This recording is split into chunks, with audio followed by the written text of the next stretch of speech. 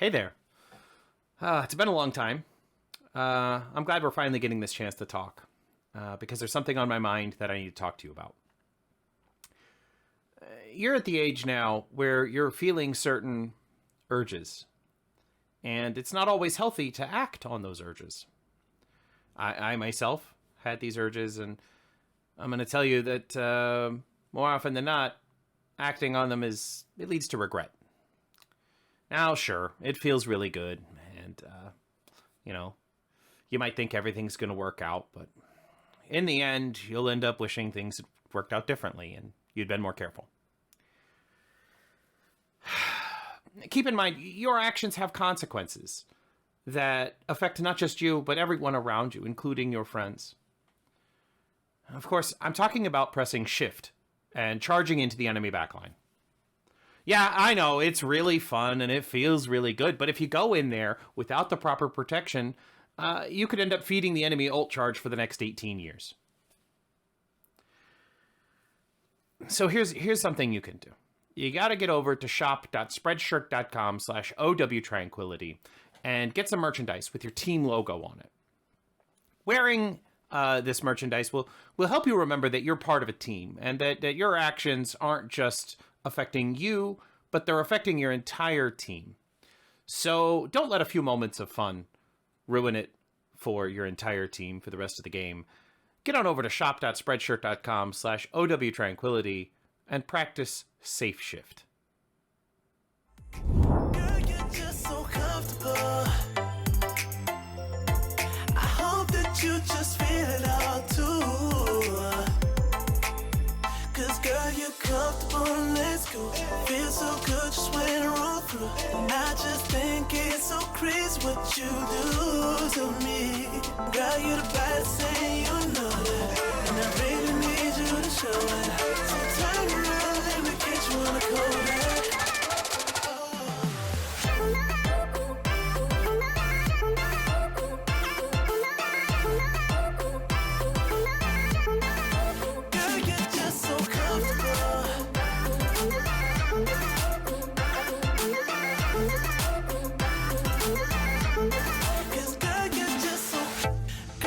Situation.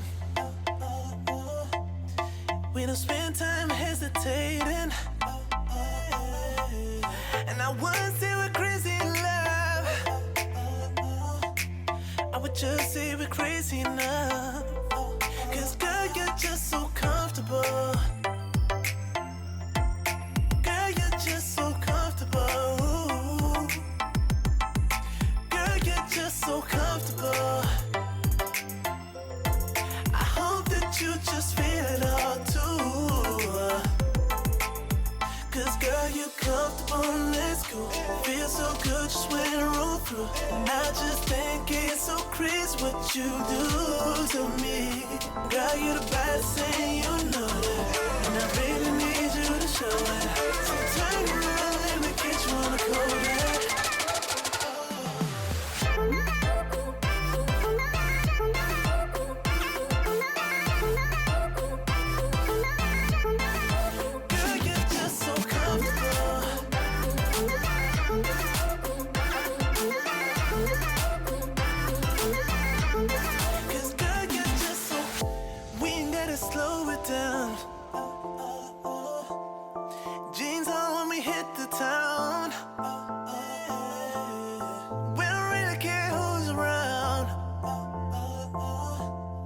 Baby, I'm with you if you gon' be down. Cause girl, you're just so comfortable. Girl, you're just so comfortable. Girl, you're just so comfortable. I hope that you just feel it all too. You're just so comfortable. Cause girl, you're comfortable. It just feels so good just when I roll through.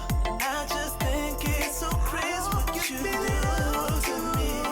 Girl, you're the baddest thing, you know that. That's true. And I really need you to show it. So turn around, let me get you on the cold air. I don't know what you do. Yeah. Let me get you on the cold air.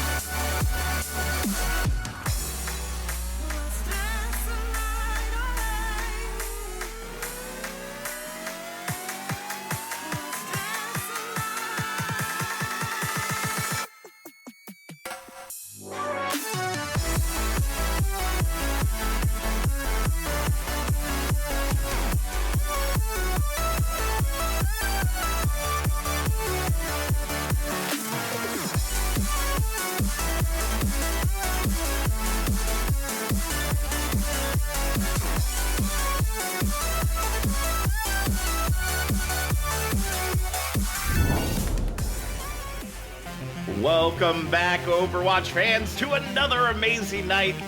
We have a fantastic match tonight, no question about it.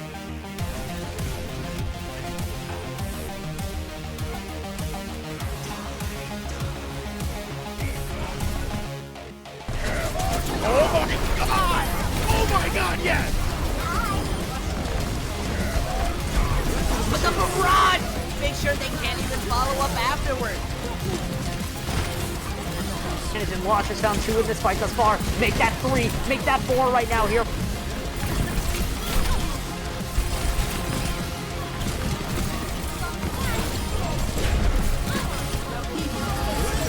Dynamic team gets a 4-man tire. Those who find the picks will save the fights, and they don't really need to save what they've already won. 100 gets 3 with the primal rage.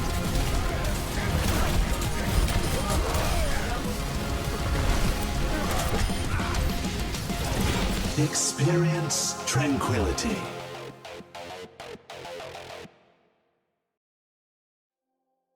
In a season full of surprises, upsets, and strange occurrences, the Discord tier for the 8th season of Tranquility Gaming has seemed to be nothing more than expected. The two most dominant teams all season are the two teams finding each other head-to-head in the grand finals. Tonight, one of these two teams will be losing their first game of the season. The other will have the honor of calling themselves Discord Tier Champions. Good evening, everybody. My name is Bowsy, and I'm joined here by Thor Umea on the cast, Booth on production, and a handful of wonderful observers as we bring you tonight's Discord Tier Grand Finals match between the Cosmic Castaways and Joey Esports. Definitely, this is a match we are looking forward to, just for the sole reason that both these teams really haven't dropped any of their matches. So this is the true test of who is the best of the Discord here. Both teams coming out with very clean records for their wins this season, and apparently, I've also found out this tidbit that even within their respective rosters, there's also a sort of competition. Cry and Apathy are apparently 23-0 in terms of their duo wins together for their stint in Tranquility. While on the case of Joey Esports, Remy and QZ are the ones at 23-0. So one way or another, both sides will also see one of these, undefeated duos finally get defeated in maybe a map. We'll see how this goes. And, I'm looking forward to what's going to come up for this match. Given that these two are the best in their tier, we are probably not seeing a 4-0 like the Transcendence tier match yesterday. Maybe something closer to what we have in Harmony tier with the 4-2 of Doodles versus Galactic Penguins. So let's see how this is going to turn out, Bowsy. It definitely is going to be interesting. Again, these two teams, as we've mentioned, the most dominant teams this season, Cosmic Castaways, 8-0 with a 28 map differential in the regular season. Joey Esports right behind them with a 26 map differential. Playoffs have been different, however. Cosmic Castaways have not lost a map in playoffs. Joey Esports have lost a total of 3. 1 to Renegades, and 2 to the Quokka Queens last week. So it's going to be interesting to see how they go out here. Our first map of the series heading into this, what hopefully is going to be a banger of a match, is going to be Busan here, Thea. Busan is... I think it's such a diverse, versatile map choice, right? Each type of map within Busan has something different to offer in terms of compositions that you can run.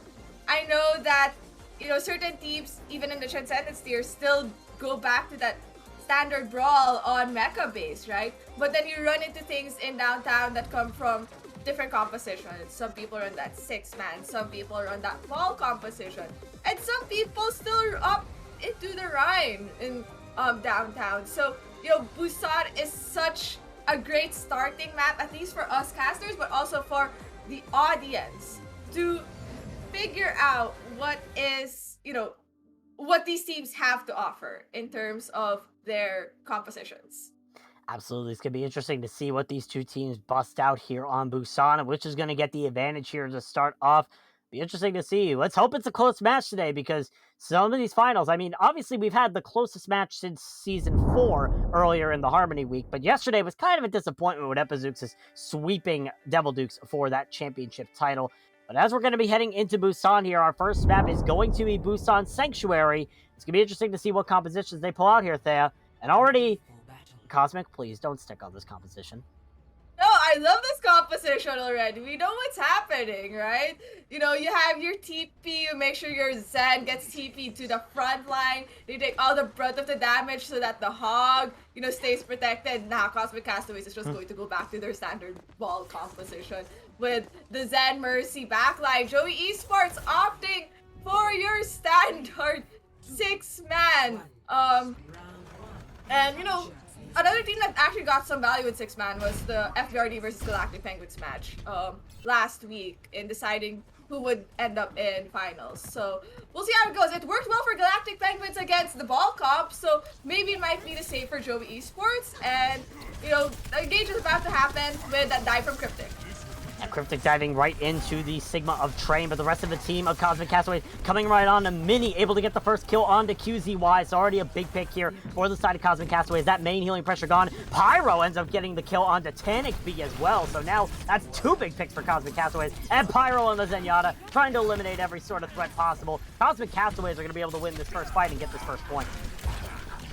Looking at the ults banks here, Speedy has been doing a lot of work as that Sombra player on Cosmic Castaways, which is quite interesting given that, you know, you'd expect Tanic to have more, I guess, ult charge because he's playing in a more stacked brawlish comp, right? Getting value with playing with his team. No, Speedy has been doing a lot of work in the backline and he is up in ult percentage around more than 25% ahead of Tanic, and that's going to help them a lot with this next engage as Joey Esports is rotating towards the big drum on the left side.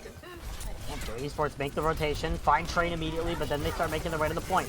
Train misses the rock, gets hacked out by Tanic B, starting to finally show up, but Speedy has already found QZ, and now Polar with that tactical visor, cleaning up the field. It's going to be another 1 fight for Cosmic Castaways, and 50% on the board. 50% on the board, and wait, not 50% on board, it's very 50%, it's 45%. Joey Esports managed to do that very cleanly with that engage, and you can see that there's an EMP upcoming from both sides, so it's a matter of who's going to pop it first, and you can see Tanic B just waiting to pop it near this Soldier Mercy duo, not where the Zen is, which is quite interesting. So Speedy guys pop it first. Yep, Speedy got it first and also cut Rem with that EMP as well. Kills out the Lucio immediately, and now it's going to be looking like a clean reset here for Joey Esports. Cosmic Castaways 1 fight win away from taking this first point of Busan.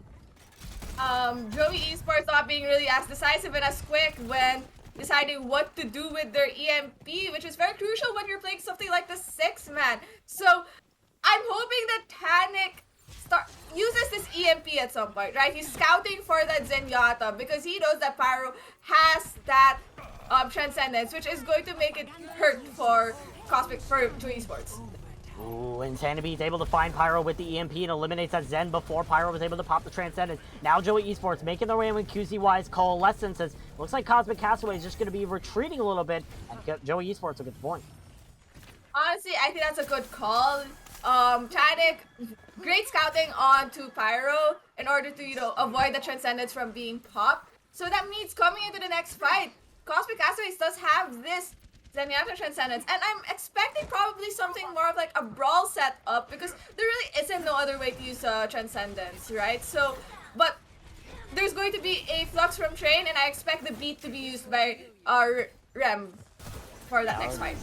Yeah, obviously a big kick, however, from Mini. Big hacking ball from Tanic B gets rid of Train's Gravitic Flux, so that's not going to be on the field here for this next fight. But Magpolar has the tactical visor, able to eliminate Cryptic on that Winston. So now the main tank pressure for the side of Joey Esports gone. All the hearts flying in favor of the Cosmic Castaways right now. The mines, the EMP, everything going in favor for them right now as they're going to be winning this fight. And now Joey Esports need to try and touch in order to keep this point alive. All that's left is Tanic B on the Sombra. We'll be able to touch, but QZY is dead to Speedy. It's going to be really rough here if Joey Esports want any sort of chance of winning this. Pyro's Transcendence comes in a little bit delayed from the last fight to use it to try and secure this point for the side of Cosmic Castaways. The bomb from Navino gets absolutely nothing. I don't expect anything less.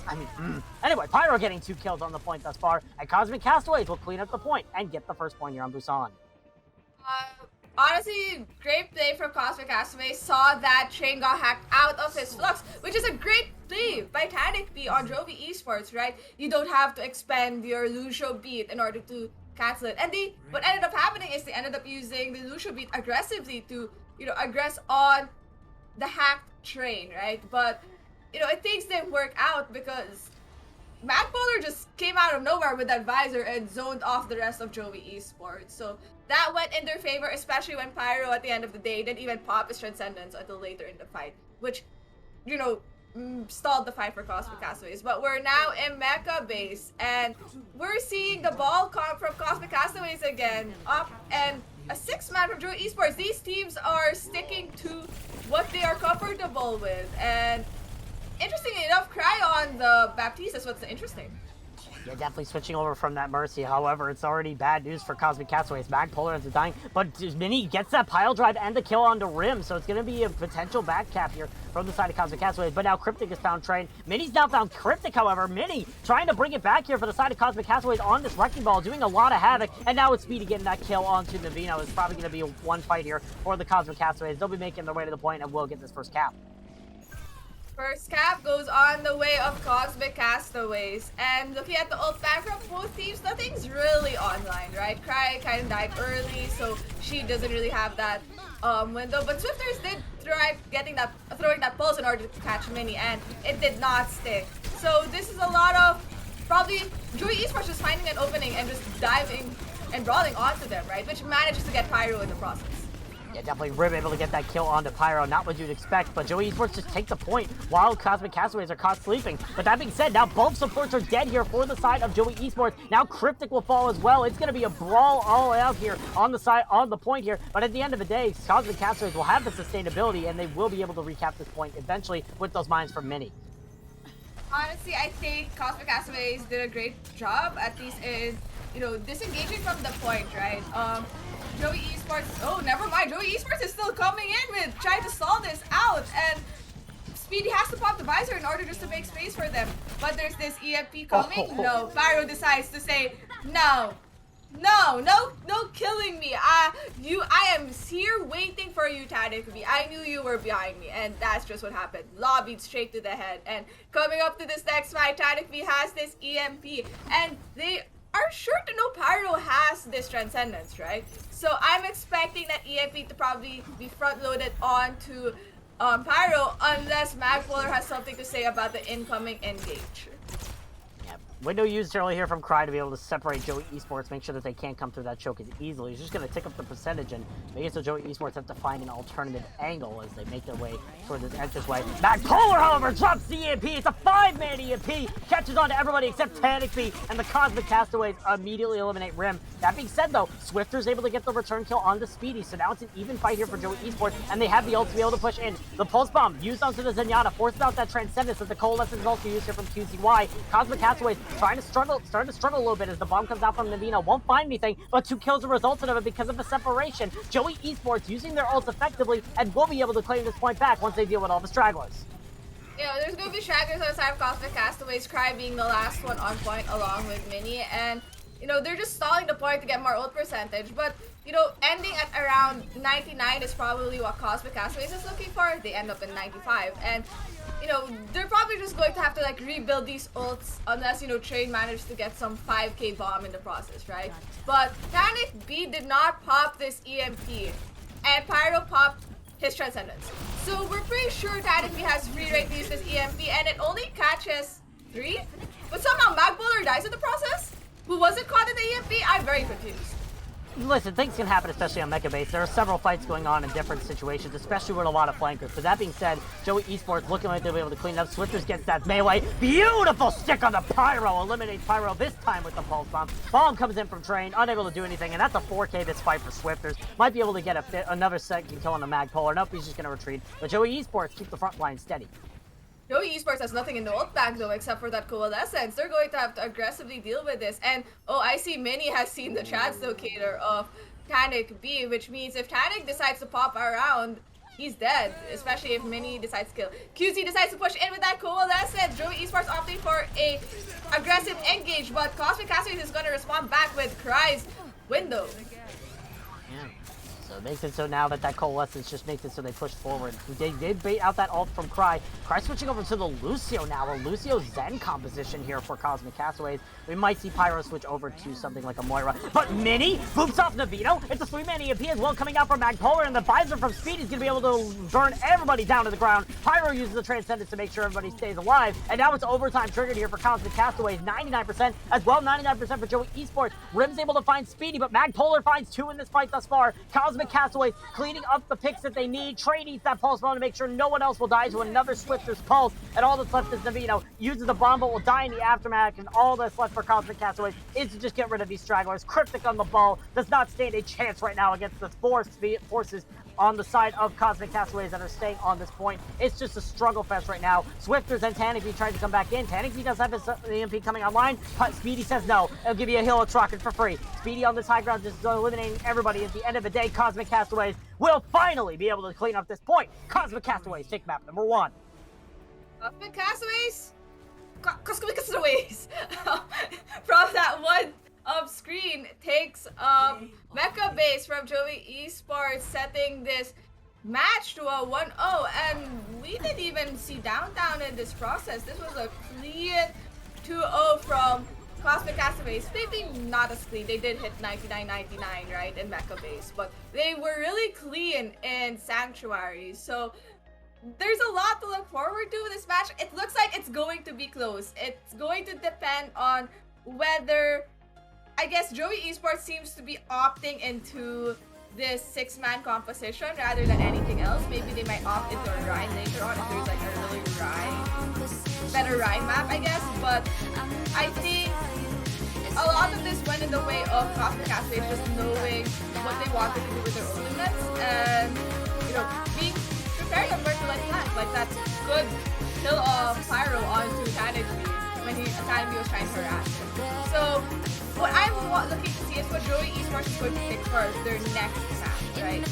Whether they're going to go for something that's going to enable their 6-man composition, or if they have something else in the bag, like maybe a double shield or an Orisa Diva that they think would go really well to counter the ball composition of Cosmic Castaways. It definitely will be interesting to see what they get to pick here for their 2CP map. And also, as you mentioned at the beginning of the broadcast, Saya, that means now that QZ and Rim are now 1 map less from 100% win rate. That means they've lost their first map as a support duo this season, which is hard to believe, but that is how the tide turns. And you know what? Cry and Apathy didn't even have to play together for a map, so advantage to the team that does better, I guess, as we're waiting for the confirmation of what Joey Esports are going to be choosing for their next map.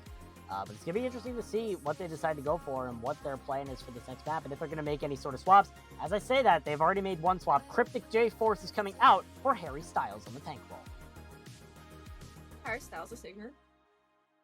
That is technically the spelling. Yes, Harry Styles, the singer, but it's not that Harry Styles. It is not the same. Jokes aside, we still also don't know what map these teams are deciding to play on. So I really also, yeah. Do we know? We do. Joey Esports have chosen Temple of Anubis for the second map in this series. We're also going to be seeing, I thought we saw a swap coming out from the side of Cosmic. We did. Apathy is coming in for Pyro, so it's going to be the Apathy Cry duo now. Let's see if Joey Esports can try to ruin their 100% win rate this season. Oh yeah, John Pot's also coming in for Joey Esports. So we're seeing a bunch of swaps on both sides, but I think for Cosmic Castaways, that's more of a given. If you've noticed how they've been playing throughout the season, their rotations for their support line are pretty standard, right? They'll have Apathy in for anything that's Assault 2CP, along with I think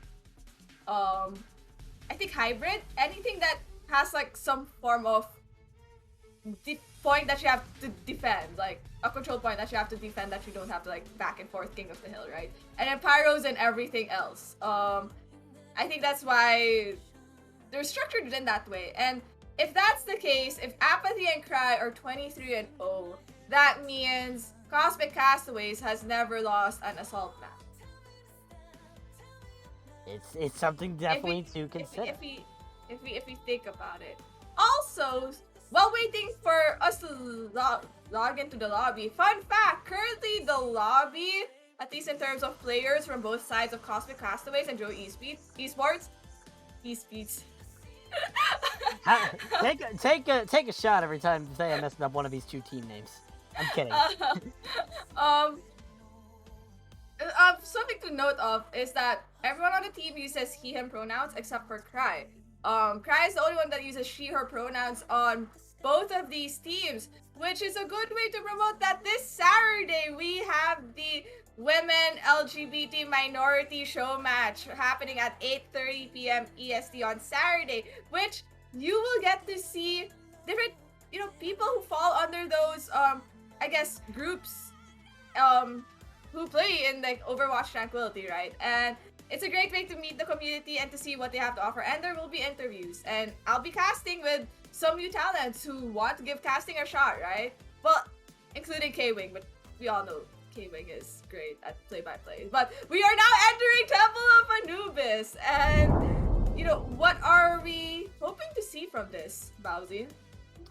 I mean, it's going to be interesting. Temple of Anubis definitely lends itself to different sort of styles. You love seeing double shield. You like seeing the dive. Cosmic Castaways right now in the defense, showing that double shield, as I mentioned here.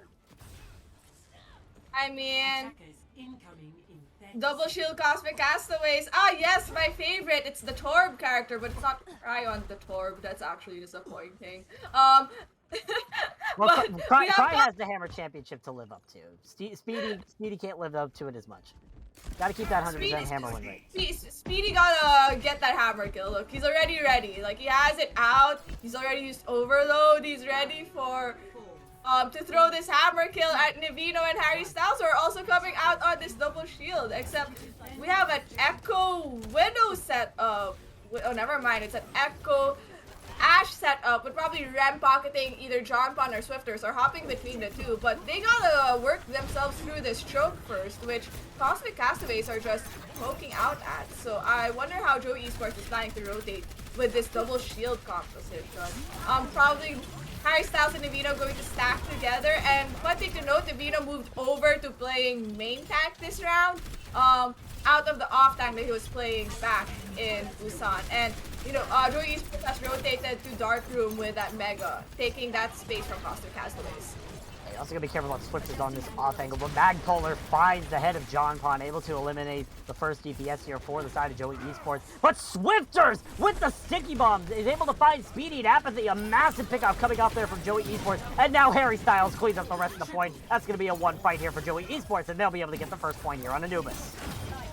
Oh wow, that was such a huge sticky from Swifters, and that just means that Joey Esports is coming up to the next fight with probably 3 ults in the bank, and they could just snowball this unless Cosmic Castaways has an answer. Apathy could probably throw down that window, probably that window to put in damage, and that lamp has to be placed at a crucial spot. But other than that, there really isn't anything to stop it unless Magpolar manages to get Bob online. So really huge dynamites maybe to build Bob, right? So that Bob could be that 7th player to stall the point. Not like that 7th player of EU Scrim Bucks in their preseason against Venice Fighters. Window comes out here from Apathy to start the fight, but Harry Styles has the flush. Minnie's able to find 2, however. Make that 3 for Minnie on the Orisa right now, trying to stampede across all of Joey Esports, and they will be able to. Cosmic Castaways win the fight handedly, but on the back of Minnie. It's a great play from Apathy popping out that window early and meeting them in Dark Room before they could take over that space, right? Force them to play further back and have to pick between which doorway to exit out of if they decide to exit out of it. But very economically efficient ult usage from Cosmic Castaways with only popping that window from Apathy. Joey Esports is seeing some changes. Swifters now moving over to that Mei after probably using ult from the Echo. So, and Rem moving over to that brig. So there's some ult resets on the side of Joey Esports, and they will be coming in with that bongo and window. Probably using one to start engage, maybe QZ's window. But they have to be ready that with the fact that Cry has that rally, which is going to be such a good sustain, and that Mini also has a bongo to match damage for damage, and they opt to use the window first. They definitely also know Wording Swifter is playing Mr. Heroes on his 4th hero in the last minute, switching over to the Junkrat now to add in that damage here for the side of Joey Esports as they make their way forward. Window from QZ doesn't find anything. Rally is used here from Cry, but gets eliminated by Swifters. Train gets rocked out of that flux as well as Cosmic Castaways trying to stabilize some way. They're able to eliminate John Pond thanks to the help of Speedy, and the Deadeye is now used here from that Cassidy. Unable to find anything as Apathy uses another window, and those dynamites from Magpole are putting a lot of damage into Joey Esports, and that's going to be a one fight for the Castaways. What I find great actually though is that I don't know if you notice it from the kill feed, but Apathy has been actually getting great value from his windows. A lot of these, clutch moments that save Cosmic Castaways and get them their final kills have all been on the back of Apathy's windows. Like, Mini didn't even have to use his bongo, which is going to be coming up. Navino also has bongo, so what I'm expecting is both sides pop their bongo. But Cosmic Castaways has to play this a bit more smart because they really don't have ults except for that bongo, while Joey Esports is coming in with that Bob, which is probably going on straight to the point. Bob gets shot out from the alternative angle, unable to get anybody booped up. Joey Esports make their way through, but Magpolar's already found John Pond. Magpolar's actually coming from a flank angle himself. He's coming through the choke area. He says, I'm a part of Joey Esports now. Look at me. Now you're all dead. As Cosmic Castaways try to keep their hold in some way. Mini switches over to the ball in order to try and keep the stall. As Swifters just keeping him in the spawn room with the tire. Unable to get the kill on him, unfortunately. But Joey Esports have 2 ticks, trying to continue this fight as Harry Styles uses the flux, catches 3 in it, including Train. The skill goes on to Speedy. Train falls to the ground. And Joey Esports trying to clean up this fight in order to win this point over. All that's left is Magpolar on that Junkrat. But they also have to deal with Mini's ball. Gets eliminated immediately. Now all that's left is Cry on this Lucio. Apathy trying to run back and keep the team alive. Actually, Apathy's right on the pillar up there. Uses the Immortality Field. Keeps themselves alive, but it won't be for long, as it's going to eventually be a cap here for Joey Esports once they deal with the stragglers. Unless this tire from Magpolar is big. It has to be big right now. Doesn't find anybody. And just like that, Joey Esports get the cap. 1 minute and 58 seconds of the time bank. 1 minute 58 seconds just means that, if Cosmic Castaways wants to keep their clean 2 CP assault streak, right, with the Apathy Cry backline, they might as well just try to steamroll this, get a time back of 3 minutes or anything, 4 minutes, and force Joey Esports to play with a 1 minute 58 time back while they have such a huge time back, right? Maybe that's one way we play Temple of Anubis this time around. But we'll see how this goes, and I'm expecting probably Cosmic Castaways to come out with a ball composition yet again. And Joey Esports probably sticking to that double shield with Navino on the Zarya on the Orisa, because Navino has been hopping between main tank and off tank apparently, and this is news to me. Well, maybe not really news to me. He did do that on Koala Kings back in Season 6, right? It was not Koala Kings. Last season, it was with Quokka Queens. He did that a lot. Harry Styles, much more known as a Rhine specialist from what I understand. So Navino, obviously, Joey Esports does not have an Orisa player, so Navino is the one that steps into that role, which makes sense. There have been instances in Tranquility Gaming where the off-tank player has picked up the Orisa so that the main tank can play Sigma. But now, Cosmic Castaways not coming out on that ball comp, as you said. Yeah, no, they're opting for a double bubble, probably expecting that spam, getting high charge for Train as they go through that choke, right? Mini just being that ult gatherer for Apathy, right? And then probably pop that nano either on Mini or, if Magpolar manages to catch up with Apathy's ult charge, right? Manages through a nano blade, right? Because there really isn't anything to counter a nano blade. Maybe Bob. Yeah, but Magpolar has now found himself in the backline of Joey Esports, probably going to wreak havoc on John Pond and Swifters, who are planning to stay on the high ground. But I think they're aware of this, and Swifters decides to be the aggressor and just jump onto Apathy. But no, Magpolar gets John Pond right away throughout all that chaos, and they're Cosmic Castaways has found their way in. Yeah, definitely. The kill on the Swifters as well, coming out from Train, being able to turn the tide here. That's like for Magpolar, able to work effectively. Speedy able to get the kill onto Rim as well. And it's just going to be a cleanup here for the side of Cosmic Castaways. They will be able to capture this point in a quicker time bank, I'm pretty sure, than what Joey Esports had. Oh yeah, no, Joey Esports, I think, lost a few people early on, so they had to stabilize. But it also took them longer just because they were playing a double shield on attack, which is very unconventional. So Cosmic Castaways is entering the second point with a more than 5-minute time bank, 5 minutes and a half, and with a nano on Apathy, which is probably going to go on Mini, and he just dives in right away to create chaos. But Jump on gets Backpolar already, so that might stop everything. Forces out the reds from Cry as Train is able to get the kill on the Rim, and now Cosmic Castaways making their way forward. The kills going all in favor of them. Train dies to Harry Styles, but it might not be enough here as it is a 2 CP map. We'll see what happens. Joey Esports trying to find any sort of stabilization. All they have is Navino on this point on the Orisa. He'll get burnt down by Speedy on that beam, but still, Joey Esports making their way back in. Harry Styles in Baby Diva form will be able to get that rematch online as Rim has the Brigida. The duplicate comes out here from Speedily, able to eliminate that Brigida as Magpolar pumps out the play, gets rid of John Pond. But Harry Styles is still alive on the DMAC. It's still possible here for Joey Esports. But that being said, first tick goes in favor here for Cosmic Castaways. Navino jumps right back in on the Orisa. Has this bongo if he wants to try to invest it as Harry Styles runs back in the ball and eliminates Speedy. Still winnable here for Joey Esports, but it's still a 2 CP map. Anything can happen right now. Magpolar able to eliminate Rim. It's just been a bad time here for Rim on this Brigida, but at the end of the day, it looks like Cosmic Castaways might be caught stagnant as John Pond's starting to wake up. Get that pulse bomb kill onto Cry and the melee kill into Apathy. Now both supports dead here for the side of Cosmic Castaways. If they keep investing into this, it's going to be a very risky fight for them. Many opting to do the right thing and just walking into the molten core of Swifters, which apparently got built up in that whole fight. Actually crazy.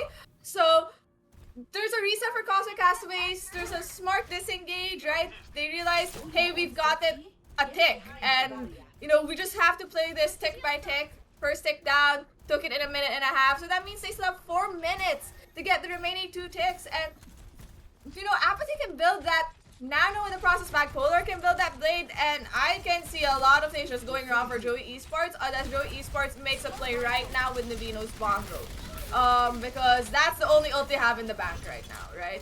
So Navino's gonna move to the dark room probably, and that's where he's playing the bongo at.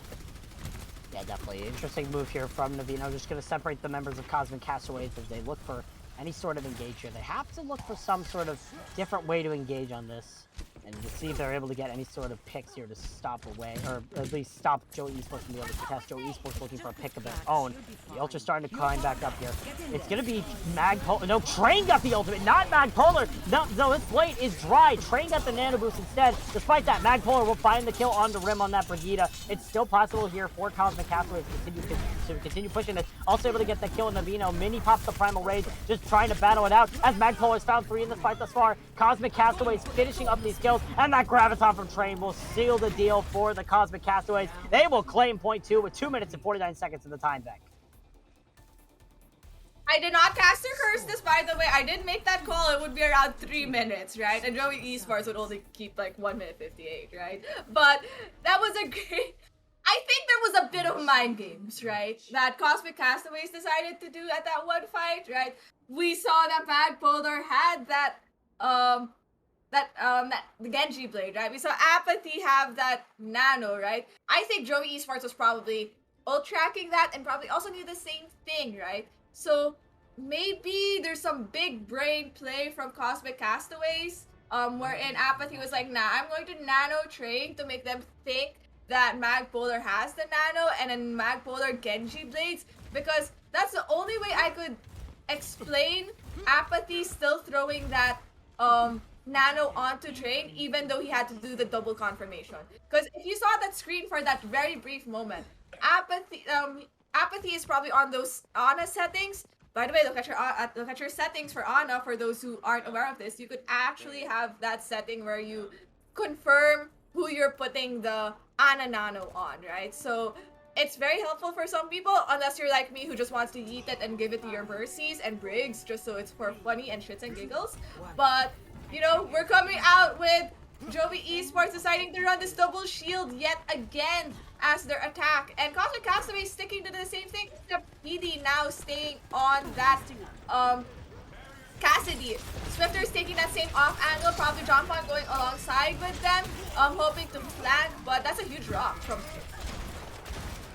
Yeah, was a good rod coming out there from Train as Esports make their way to this right room, looking for any sort of moving. It looks like Jonpon's going to be going on the flank here. Joey Esports make their way into the room, just trying to get a lot of damage pumped down. No, it's Swifter's actually on the flank with that Echo, but Cry's able to find the kill on the Navino. Swifter's able to find Mini, however, so this is a winnable situation here for Joey Esports. Speedy uses the flashbang, unable to get any sort of kills with it, however, as Joey Esports trying to make their way in, but Train shuts down Swifters and shuts down Jonpon. The DPS getting sent all the way back to the red line, and that's going to be Cosmic Castaways winning this fight.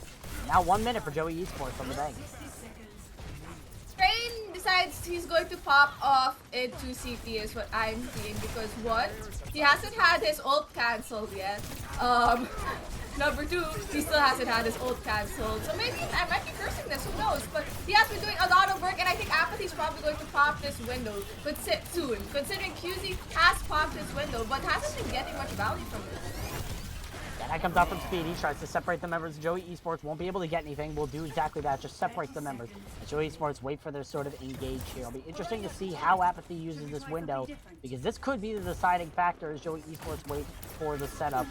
Come in now. The move comes in. The drum is used here from, or no, that's the Valk from Rim. And Swifter's able to find the kill into Apathy. The window is used, but it's not going to be of any sort of impact in this fight. Swifters gets the duplicate onto the Sigma and cancels Train's gravitic squads. He sends that Train all the way back to Albert where it belongs. But Magpolar finds the kill onto Jonpon, who's had that blade up right now. So Joey Esports might be in a little bit of trouble. Harry Styles able to get the kill on the Train. Cry also dies to Navino, as it's still winnable here for the side of Joey Esports. But overtime is triggered. They have to try and get any sort of establishment on the point, and they do. All of a sudden, Magpolar on the Ash. He will die, and eventually Apathy will as well. That's going to be the first point given to Joey Esports with no time in the bank here, Thea. No time in the bank. They're going to have to take second point with 30 seconds left, but they do have this blade online, right? So I'm expecting probably a flux from Harry Styles, maybe combo it with that blade, right? While they're in the air, good time to blade, or either when they drop or in their half health. Jonpon, that's a great way to get that kills with the blade of Jonpon with the dash resets. But they will be coming into this bongo by Mini, and Mini decides to pop it right now in order to end this fight. Flux comes out first from Harry Styles as Jonpon uses the blade, able to get the kill on the Train thanks to all those half-health targets. Swifters also gets the kill onto Mini as Joey Esports try to find their advantage in this fight. All the sudden here is Speedy. He gets killed out by Swifters as well as Joey Esports start counting up the percentage on the point. Magpolar tries to stay alive, unable to. Swifters finds him in that underground room as now 2 ticks have been taken here from Joey Esports, trying to finish out the cap here on Temple of Anubis as Train runs back on the Diva, unable to get any sort of stall, just trying to keep himself alive and stall that point as much as possible as the rest of Cosmic Castaways try to find themselves in. Speedy switch over now to the Doomfist, trying to make any sort of impact as that ball comes out from Mini to try and stall the point as well. But no kills is going in favor here for the Cosmic Castaways. Magpolar finally finds the kill in the QZY, but what's worth it? The rest of his teammates are dead. They're all back at spawn, and Joey Esports sitting comfortably on this point. Look like they're going to be able to cap both points with only those 2 minutes that they had. You know, Joey Esports made great use of their 2 minutes, right? They did cap first point in overtime, but coming into that second point to snowball the point for themselves, great play, right? You knew you had the blade, you knew you had Flux. Really, the only way you could combo that out, that would make sense, right, is Harry Styles fluxing, getting a lot of them to half health, and then Jonpon just probably cleaning that up. Yes, Mini did pop the bongo, but there really isn't much you could do when you have two really huge, you know, fight-turning ults just come at you at the same time, and the only thing really to help you deal with it besides the bongo is that lamp from Apathy, right? But coming into this, you know, fourth round of Temple of Anubis, fourth round, right? Is a probably double bubble from Cosmic Castaways, and they're opting in for a Pharah this time, right? Maybe changing things up. No. Either way, Mini is definitely not going to be on the hog. We are pretty sure of this. Mini, please don't throw this for Cosmic Castaways. I mean, well, the hog can work. Joey Esports doing the same thing. So I'm not gonna explain how this works. Okay, there we go. Mini decides to change to his actual hero, the monkey. Aside from our producer here, as he really wanted to see that hog here on this next point. So we'll see what the move is here as Cosmic Castaways make their way into that small room. The only difference here for Joey Esports, this time they're not running that Sigma. Harry Styles is committing now to the Diva, so we'll see if it makes any sort of difference. But Swifters, same approach as last time, goes straight for Apathy, and will find that kill onto the Ana as well. But Mini finds the jump kill on the Swifters, so it's still winnable here for the Cosmic Castaways. But John Pon's now found Mini. This has to be a reset here for the Cosmic Castaways, or else they're going to be losing more and more time on the bank. Oh yeah, they're going to be losing more time in the bank. Swifters even got rezzed by Rem, and throughout all of that, Speedy and Cry were still attempting a flank, I guess, because they suddenly got picked off screen, right? Or they were attempting to make that rotate. And coming into this next fight, there really isn't much ults in the bag. Train has opted to swap back to the Diva, probably to help deal with the stickies from Swifter, and, you know, probably eat this pulse from John Pon, right? Who has, you know, these two DPS from Joey Esports have been doing their job of just jumping onto Apathy right away, and Apathy has this nano, pops it onto Mini, and Mini is going to look for the easiest target he can, which happens to be the Echo Mercy duo. Yeah, that can happen sometimes when you're doing those reflex decisions. The Echo Mercy does not die there for the side of Joey Esports. That nano technically goes to waste. Swifters, however, able to find Cry, but Mini's able to find the main tank of Navino. This is still winnable for Joey Esports, or not for Joey Esports, for Cosmic Castaways, as they found 3 in this fight thus far. Joey Esports starting to falter a little bit when the aiming matters the most. Swifters has to use this duplicate in order to try to keep themselves alive. Pop the Diva Bomb right in the point. If it finds anybody from Cosmic Castaways, it is a one fight, as now Speedy pops out his own duplicate. Magpolar as well gets the kill on the Navino, and now it's just going to be a one fight here for Cosmic Castaways. All you need to do is get rid of these stragglers, and they will do exactly that. Cosmic Castaways will get the first point here on Temple of Anubis. Speedy probably copied the Orisa just to keep himself up, because if we're thinking about it in terms of winning the fight, I don't think it was as necessary. But coming into this next point, we do have that blade from Magpolar, and I think Nano can be built within that time period, and there really isn't anything on Joey Esports to stop him. Maybe maybe a zoning bomb from Harry Styles and target focus once the Vino pops that bongo down on the ground, but you see that Blade has come online for Magpolar, and probably that's what Cosmic Castaways is planning to do, unless QZ has something to say about it by picking off Mini right away. So it's back to the drawing board a bit for Cosmic Castaways. I think they're opting to just wait to regroup for Mini to come back and take this at the very last moment to fight, because time back has dwindled to 30 seconds, and this is what Joey Esports had when they took the full second point from Cosmic Castaways just back then. It's going to be up to Magpolar to be able to make this work. The Nano Boost comes out, able to get the kill into QZY, but Apathy and Cry are already dead. Magpolar's found 2. The bomb's also coming out there. Swifters ends up dying to the blade as well. Magpolar needs to try and bring this into favor. Speedy's able to get the kill into John Pon, so now Cosmic Castaways looking for answers. They found few picks right now. They need to try and cap this point, but Joey Esports have the spawn advantage right now. Speedy trying to eliminate the Lucio QZY as Apathy and Cry running back on the Lucio and Moira. They're all trying to come back into this fight as fast as they can. Cosmic Castaways finding the kills that they need, but Train able to get the kill onto Harry Styles without his mech. It's still winnable here for Joey Esports, however, as they keep coming into the fight. Cry gets the kill onto John Pon, and now as they say it, the fight win is slowly dimming down. The Vito switches over to the Reinhardt of all heroes and starts swinging that hammer, trying to eliminate everybody on the side of Cosmic Castaways and get him off at this point. Joey Esports trying to sentence this map and finish it out when it matters the most. The Death Blossom is there from Swifters, and Joseph Electronic Sports will win the second map in this series.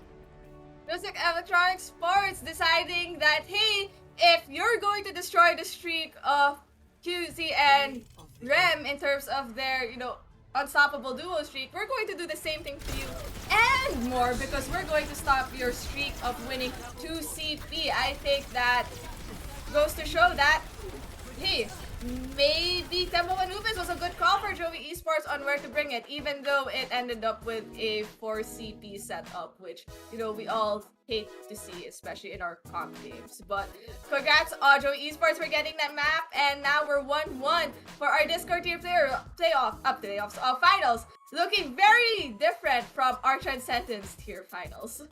Definitely very different. Despite the match being super close overall, it's looking much different now, especially with that one map given. But now Cosmic Castaways get to choose the third map in this series. Eichenwald, Nubani, and Hollywood are in the map rotation. Which map do you think they want to go for here, Thea? Honestly, I think if you're trying to tap into probably a Pharah or an Echo, they'll probably go into something like Eichenwald, right? But the thing about Eichenwald is if you have someone who's a really good Rhine player, Eichenwald kind of works as like a cousin, sister, relative of King's Row, right? And we don't have King's Row in the map pool, which seems to be a favorite of a lot of people. So, maybe it might not be something that Cosmic Castaways go through. Maybe they might prefer or opt to go into like Numbani or Hollywood, but we'll see how it goes. We definitely will see how it goes. And also noteworthy here in the finals, the teams do have the option of changing sides. We are probably going to be seeing that here with Joey Esports and Cosmic Castaways. They seem to be swapping sides here, but the map choice has been chosen by Cosmic Castaways. They're choosing Numbani here, Thea. That makes perfect sense, especially if what they want to run is that ball composition, right? I feel like Mini isn't as strong on the monkey. I think he does actually he did pretty well on the monkey, right? But you could see he seems to be more comfortable playing the ball composition. So I think going to Numbani works for both of them. Works for Cosmic Castaways because they could still run that ball composition on Numbani. They really don't have to play the monkey composition on Numbani. I think it's more if we see monkey on Harmony tier because in terms of like how you should set up, it's much more straightforward, less thinking. If you're playing a ball composition, you can come through so many angles and it's really communicating how you're going to be entering a fight through those different angles. Now, Joey Esports, I'm not really sure what they want to do for this fight. Maybe they could still tap into that 6-man, knowing where certain supports like to sit, right? Numbani's very straightforward on where supports like to play. It's that supports that are defending, right? They like playing on that top right high ground if you're the attacking team, right? The defending Ana or Baptiste or whichever flex support's playing top right. So we'll see how Joey Esports wants to play this. I think they might tap into the 6-man. Who knows? Yeah, definitely. It'll be interesting to see what they decide to tap into here. Replay's obviously not working in our producer's favor. We apologize for those. But noteworthy, Joey Esports making some big swaps. Swifters and John Pond, the DPS line coming out for Tanic and Polar. Do not confuse it. We have Mag Polar and Polar both in the game at the exact same time. Very not confusing here. But we're also going to be seeing Cryptic come back in for Harry Styles, which, if you remember what we saw in Busan, Cryptic likes to play a lot of that Winston compositions here, Thea. Yep, Cryptic's a very... How do I say? Cryptic's a very standard main tank player. For those who aren't familiar with Cryptic, I think he took a hiatus last season from playing in Tranquility, but he has played in Tranquility back in Season 6 and previous seasons. I think he was on teams like Exodus, and for a while he was on Airstrike. Thank you producers. Tempest. I think he was on Tempest with Nagisa back in Season 6, which is when I first met him. So he's a mainstay in Tranquility, and to see him back playing, at least for Joe Esports, is really great, right? Yeah. Yep. And Cryptic also was... Apparently, we did not know this. Cryptic was the founder of the Iris podcast. He also was a recent inductee to the Tranquility Gaming Hall of Fame this season, so definitely has a lot of history in Tranquility, and Joey Esports picking up Cryptic J-Force definitely was a great pickup for them. Had that veteran experience to help out these sort of players and, succumb him to the pain of dealing with the Marsupial Org. But we'll be getting into the series here very shortly. Again, Numbani is the map pick. No swaps on the side of Cosmic Castaways. They're sticking with their lineup as we're going to be heading in to Numbani here. It's going to be Joey Esports this time on the defense and Cosmic Castaways on the attack when we get into the map. Yep, and I think this is a strategic play. The side swaps. Who decides the side swaps? I'm pretty sure the winner of the map chooses the winner of the map chooses the sides. So Joey Esports in this case chose the sides. Okay. So Joey Esports decided that they want to defend first, which I think is like standard practice for most teams, right? If they can pick a side, they rather defend first because they get to set the standard of until where they should be protecting themselves. And I love seeing Mini on the Roadhog, right? They're gonna come out with this Roadhog, Diva Soldier, Pharah Namora composition. Namora's just gonna pocket the Pharah in the air with the orbs. Oh no, Cry's going to be spicy and take a spicy take and actually play Zenyatta because she never got to play Zenyatta because Apathy and Pyro like to take it from her. I mean, while Cosmic Castaways are in the spawn room, they could just be messing around with us. Mini on the Zarya, just trying to get up to that little high bear perch. Hey, there we go. He's up there. You can barely see him on the corner. You can just probably not even see him. But still, Joey Esports coming out with this Orisa Diva defense with Cosmic Castaways coming out on the standard dive, but running Magpolar on the Pharah here, Thea. I mean, Magpolar and Speedy kind of hop back and forth on who plays the Pharah, but I think they've set with Magpolar just because of, I guess, more stable, right? But they like to go for this in Numbani because it's such a good place to play Pharah. I think it works to the strengths of Pharah. That's why I was kind of back and forth. And, you know, Numbani is great if you're trying to avoid Rhine compositions. It's already a great Rhine map. But we see that Joey Esports is running this Orisa Diva setup anti-dive, I guess, knowing that Mini is gonna try coming in, create a soft engage, and hopefully build ult charge for Apathy so that Apathy can just pop this nano onto Magpolar. Assuming how this works. Oh, Tanakby does get Speedy in the process with his turret. Yeah, definitely. The turret able to get the kill on the Speedy. We'll get rezzed up here, but now Rem is down here for the side of Joey Esports. The window invested here from QCY, trying to keep the rest of Joey alive, and Polar is able to get that kill on the Mini. So now the main tank missing here for the Cosmic Castaways. That doesn't matter, however. Train's able to get the kill on the Polar, and Magpolar has the barrage, but gets shut down by Tanakby. And all of a sudden, Joey Esports looking pretty good thus far in this defense. It's going to be a reset here for the Cosmic Castaways. And Cosmic Castaways don't even get a tick through all of that, right? I think it's barely 33%. Just a few more. But they do have that ult, that nano from Apathy, and Apathy has a lot of choices on who wants to pop it to, right? He could pop it back on Magpolar, hopefully to build the ultimate for the next Fire Barrage, or maybe he could just pop it on Mini so that, you know, he could dive into the tanky composition of Joey Esports that's trying to cancel the dive, and so he could survive longer and create that disruption and build to that primal, right? But they have to be wary of this bongo from Cryptic, who will probably pop it for this fight the moment they try to engage on high ground. And Cosmic Castaways just decides to be a bit smarter with this. Yeah, definitely. Mini gets that nano boost, but Train already loses the mech early. The bomb has to be invested in order for that remech, and Rem's able to eliminate the Diva as well. Mini pops the Primal, the res goes on the Train, but Navino has found Speedy. Polar popping the Tactical Visor, eliminates Magpolar, but will get booped off the map! Great boop coming out from Mini, eliminating that soldier with the Tactical Visor, but it's still not good news here for Cosmic Castaways as they are falling one by one. This anti-dive for Joey Esports is working really well thus far there. The anti-dive is working really well, and, you know, for heads up for those who plan to use the Torbjorn for their future games as this form of preventing the anti-dive, preventing the dive, you should have your Torb turret at, you know, stacked with the team, or maybe at least slightly off angle from the core that you're trying to protect, right? Your Torb turret is your main source of damage for you to help, you know, stop the oncoming dive. And coming to this next fight, there's going to be a Visor, both DPS ults, and Cosmic Castaways is struggling to find answers for this, especially with Joey Esports coming in with a Molten Core from Tanakby, which is probably going to be popped onto the point in order to prevent any contest from them. Rem's probably going to pop this, oh, never mind! Magpolar decides to go for a black with this barrage! Yeah, good flank coming up from Magpolar. No one expects the Pharah at a small space where she doesn't belong. Able to get that kill onto Rem. And now Cryptic is dead as well to the hands of Apathy. Joey Esports starting to show some falters. The first ticket taken here by Cosmic Castaways. Tanakby trying to stay alive. Able to eliminate Magpolar. Eliminating that Pharah threat is a good start here for Joey Esports, but they have to do more. And Navino won't be able to do anything. Same thing with QZ as they're dead to Train. All of a sudden, Joey Esports falter when it matters the most thanks to one clever flank from Magpolar. And Cosmic Castaways will get the first point. Magpolar decided to show that you can have Pharahs in tight spaces as long as no one realizes that there's a Pharah going into a tight space.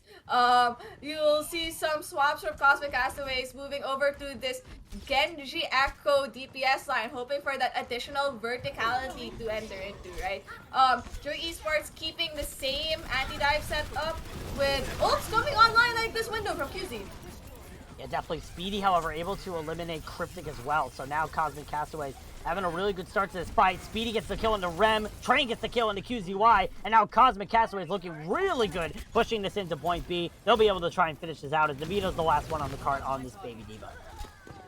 Navino trying to stall for more time to dwindle down the clock of Cosmic Castaways while everyone else on his team had already died in the front line due to Speedy and Mini. But coming up to this next fight, Tanic V still hasn't popped his Molten Core, and this is a great way for denying space along with Polar's Visor. So you could see that Tanic V is already set up on high ground, but so is Apathy, pumping in the heals to make sure Mini stays alive while stuffing the choke.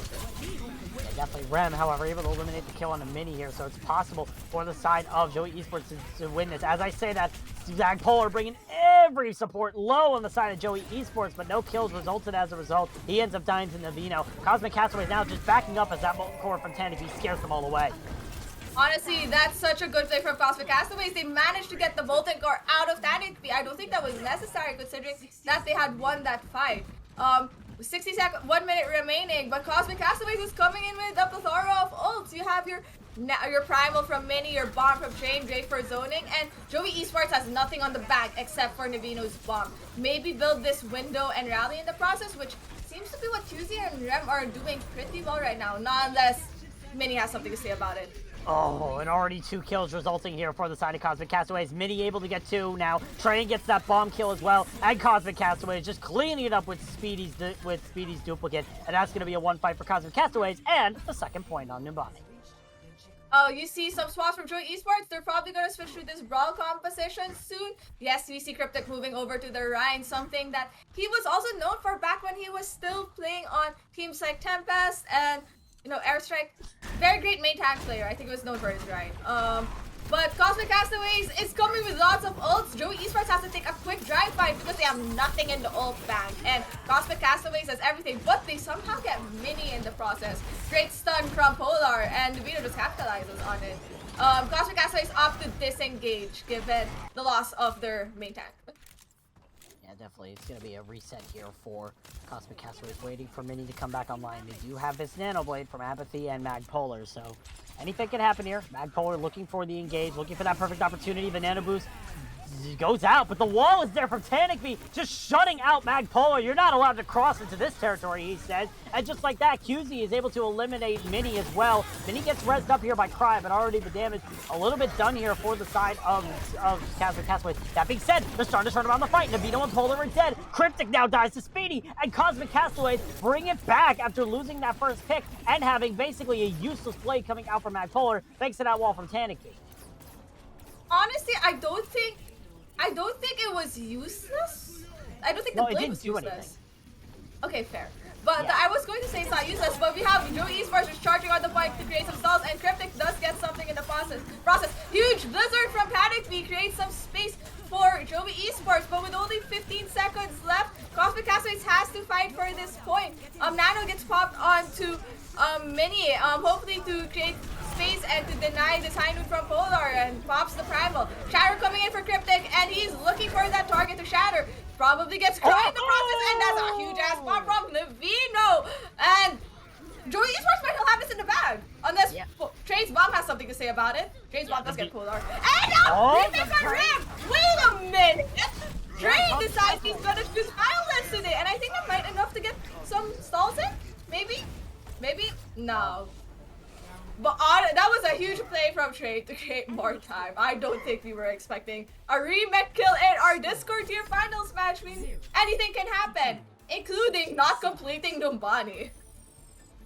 Yeah, definitely not completing Numbani. It was close for Cosmic Castaways, 71.76 meters. It was literally 0.01 meters left for Cosmic Castaways to try and complete it, and now they won't be able to. Joey Esports with an opportunity to steal Numbani away from Cosmic Castaways, but Cosmic Castaways have a chance to come out with a good defense here.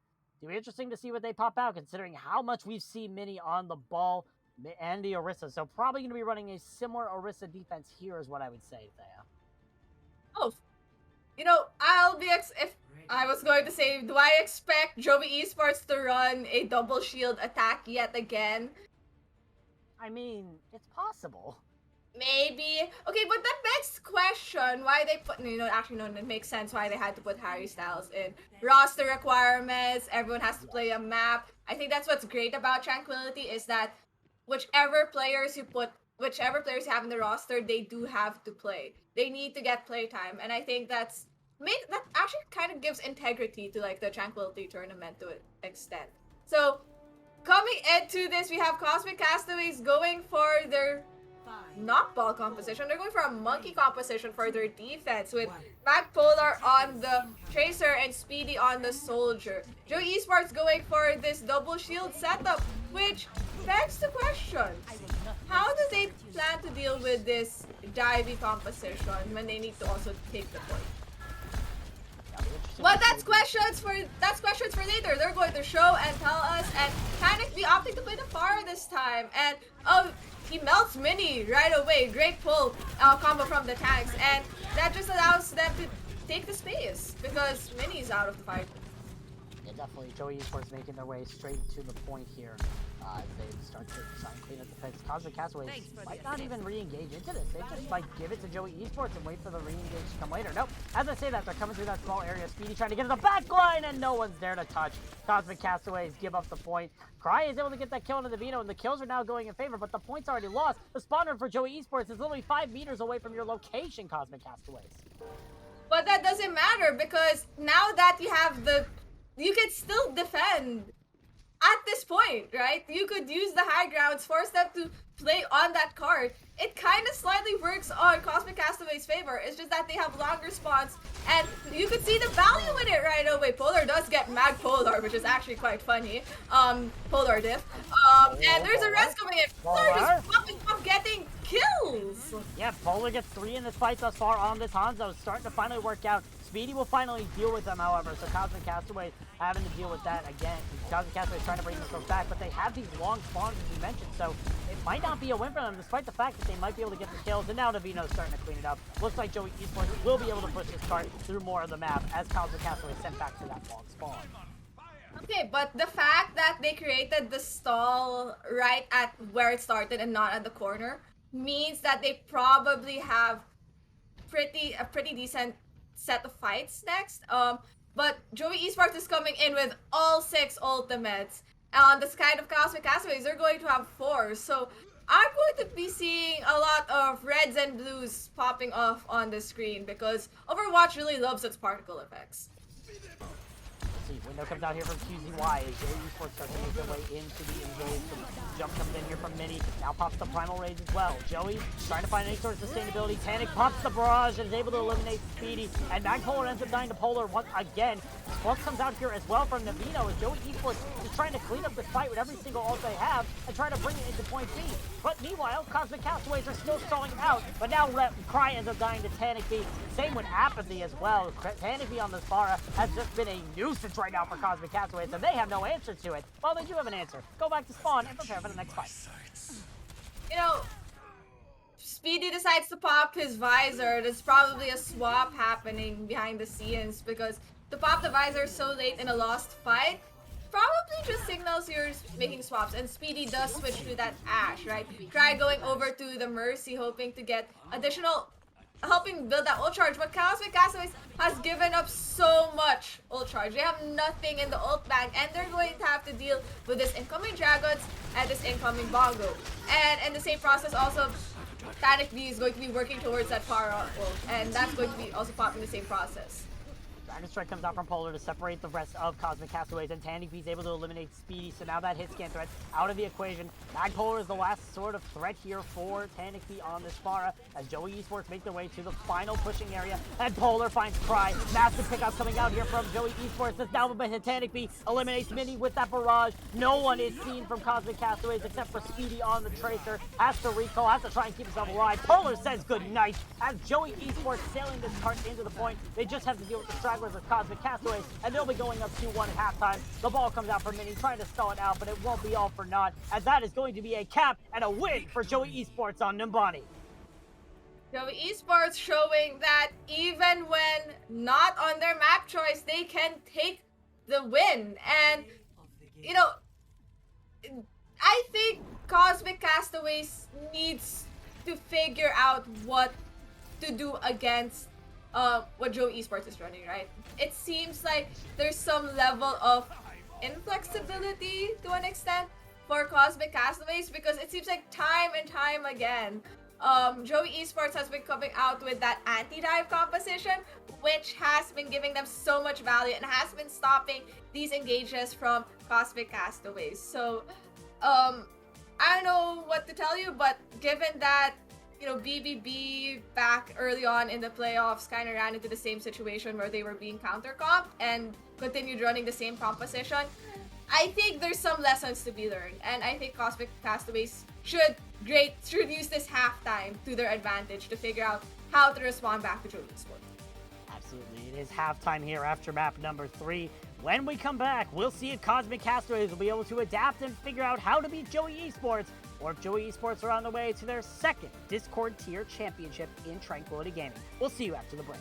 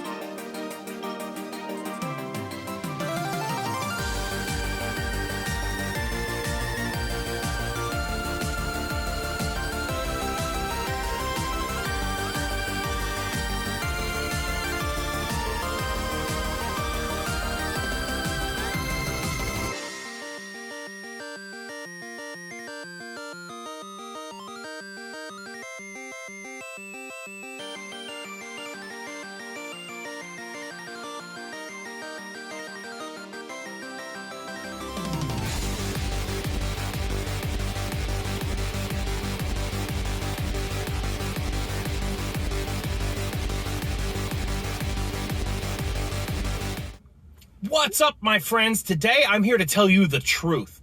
You can be people or you can be sheeple, okay? I'm gonna tell you how it is, okay? And you can trust me, all right? Because I've got a ball cap, sunglasses, facial hair, and I'm recording this video in my car alone outside of a fast food joint, okay? I'm sick and tired of my MMR going down the toilet, okay? I win game after game. I carry the team on my back, and I never get out of ELO hell, okay? I stepped away from the game. I looked at the big picture. I started to realize it all made sense, you see? That's exactly what they want. The system is designed to keep us down.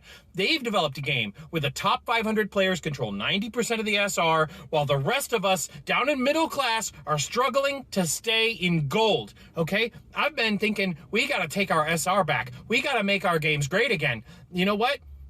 it hit me. We need to stand together, all right? You and me. We need to start a movement that can't be censored online. Something that can't be canceled, okay? It's got to be physical. It's got to be real, okay? That's why my friends over at shop.spreadshirt.com/OW Tranquility work really hard to bring quality shirts and other merchandise with amazing designs at prices cheaper than a gallon of gas. Okay? Let me tell you something. All right? Back in my day, things were hard, okay? We had to go to a store and pick out whatever shirts they had on the rack, okay? Whatever shirts they wanted us to wear. And nothing pisses me off more than watching people enjoy the comforts of modern technology, okay? You snowflakes now can just go to shop.spreadshirt.com/OW Tranquility on your little computers, okay, and click a couple of buttons, and then they mail exactly the shirt you want right to your door in just a couple of days. Okay, I had to go to the store. I had to go to the mall. Those big stores, those big shirt companies in the mall like Hot Lunch and Specters and Forever 45, all those guys, they don't want you to know about all the great deals and epic designs over at shop.spreadshirt.com/OW Tranquility. Okay, they'll do anything to stop us. So you have to be sure to share this video with all your friends before they take it down, because you know the social media companies, they're all in on it. They're all in on it, okay? You got your Face Space and your Twit Talks. All those guys are censoring free speech when those at the big t-shirt industry types, you know, they're trying to stop me from telling you about the best deals. All right? So be sure to like, comment, subscribe, and then get over to shop.spreadshirt.com/OW Tranquility to stop being sheeple and start being people.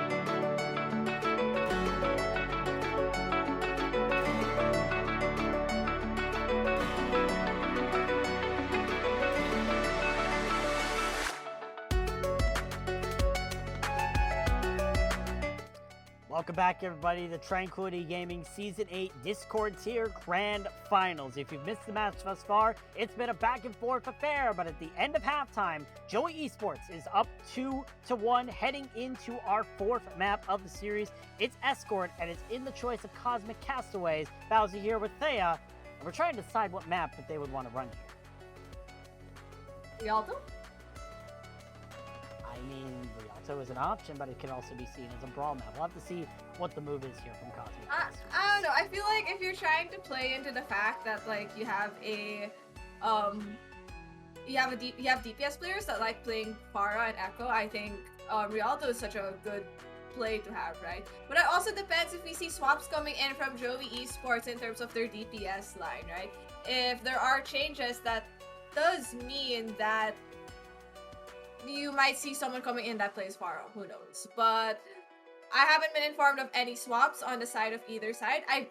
There might be a swap on Cosmic Castaways by putting Pyro in for payload. That's at least a standard rotation that Cosmic Castaways seems to have, so we'll see how it goes as we're waiting to get ourselves into the lobby. Yeah, we're still waiting for that map. Of course, the map options are Route 66 Rialto and Watchpoint Gibraltar. Watchpoint Gibraltar, Route 66, and Rialto are the map choices. So anything could go here. These maps definitely can play to several different styles. It'll be interesting to see what teams decide to go for here. And probably Joey Esports not making any swaps because they don't know what the map is. So probably Cosmic Castaways taking out which map they're going to be doing.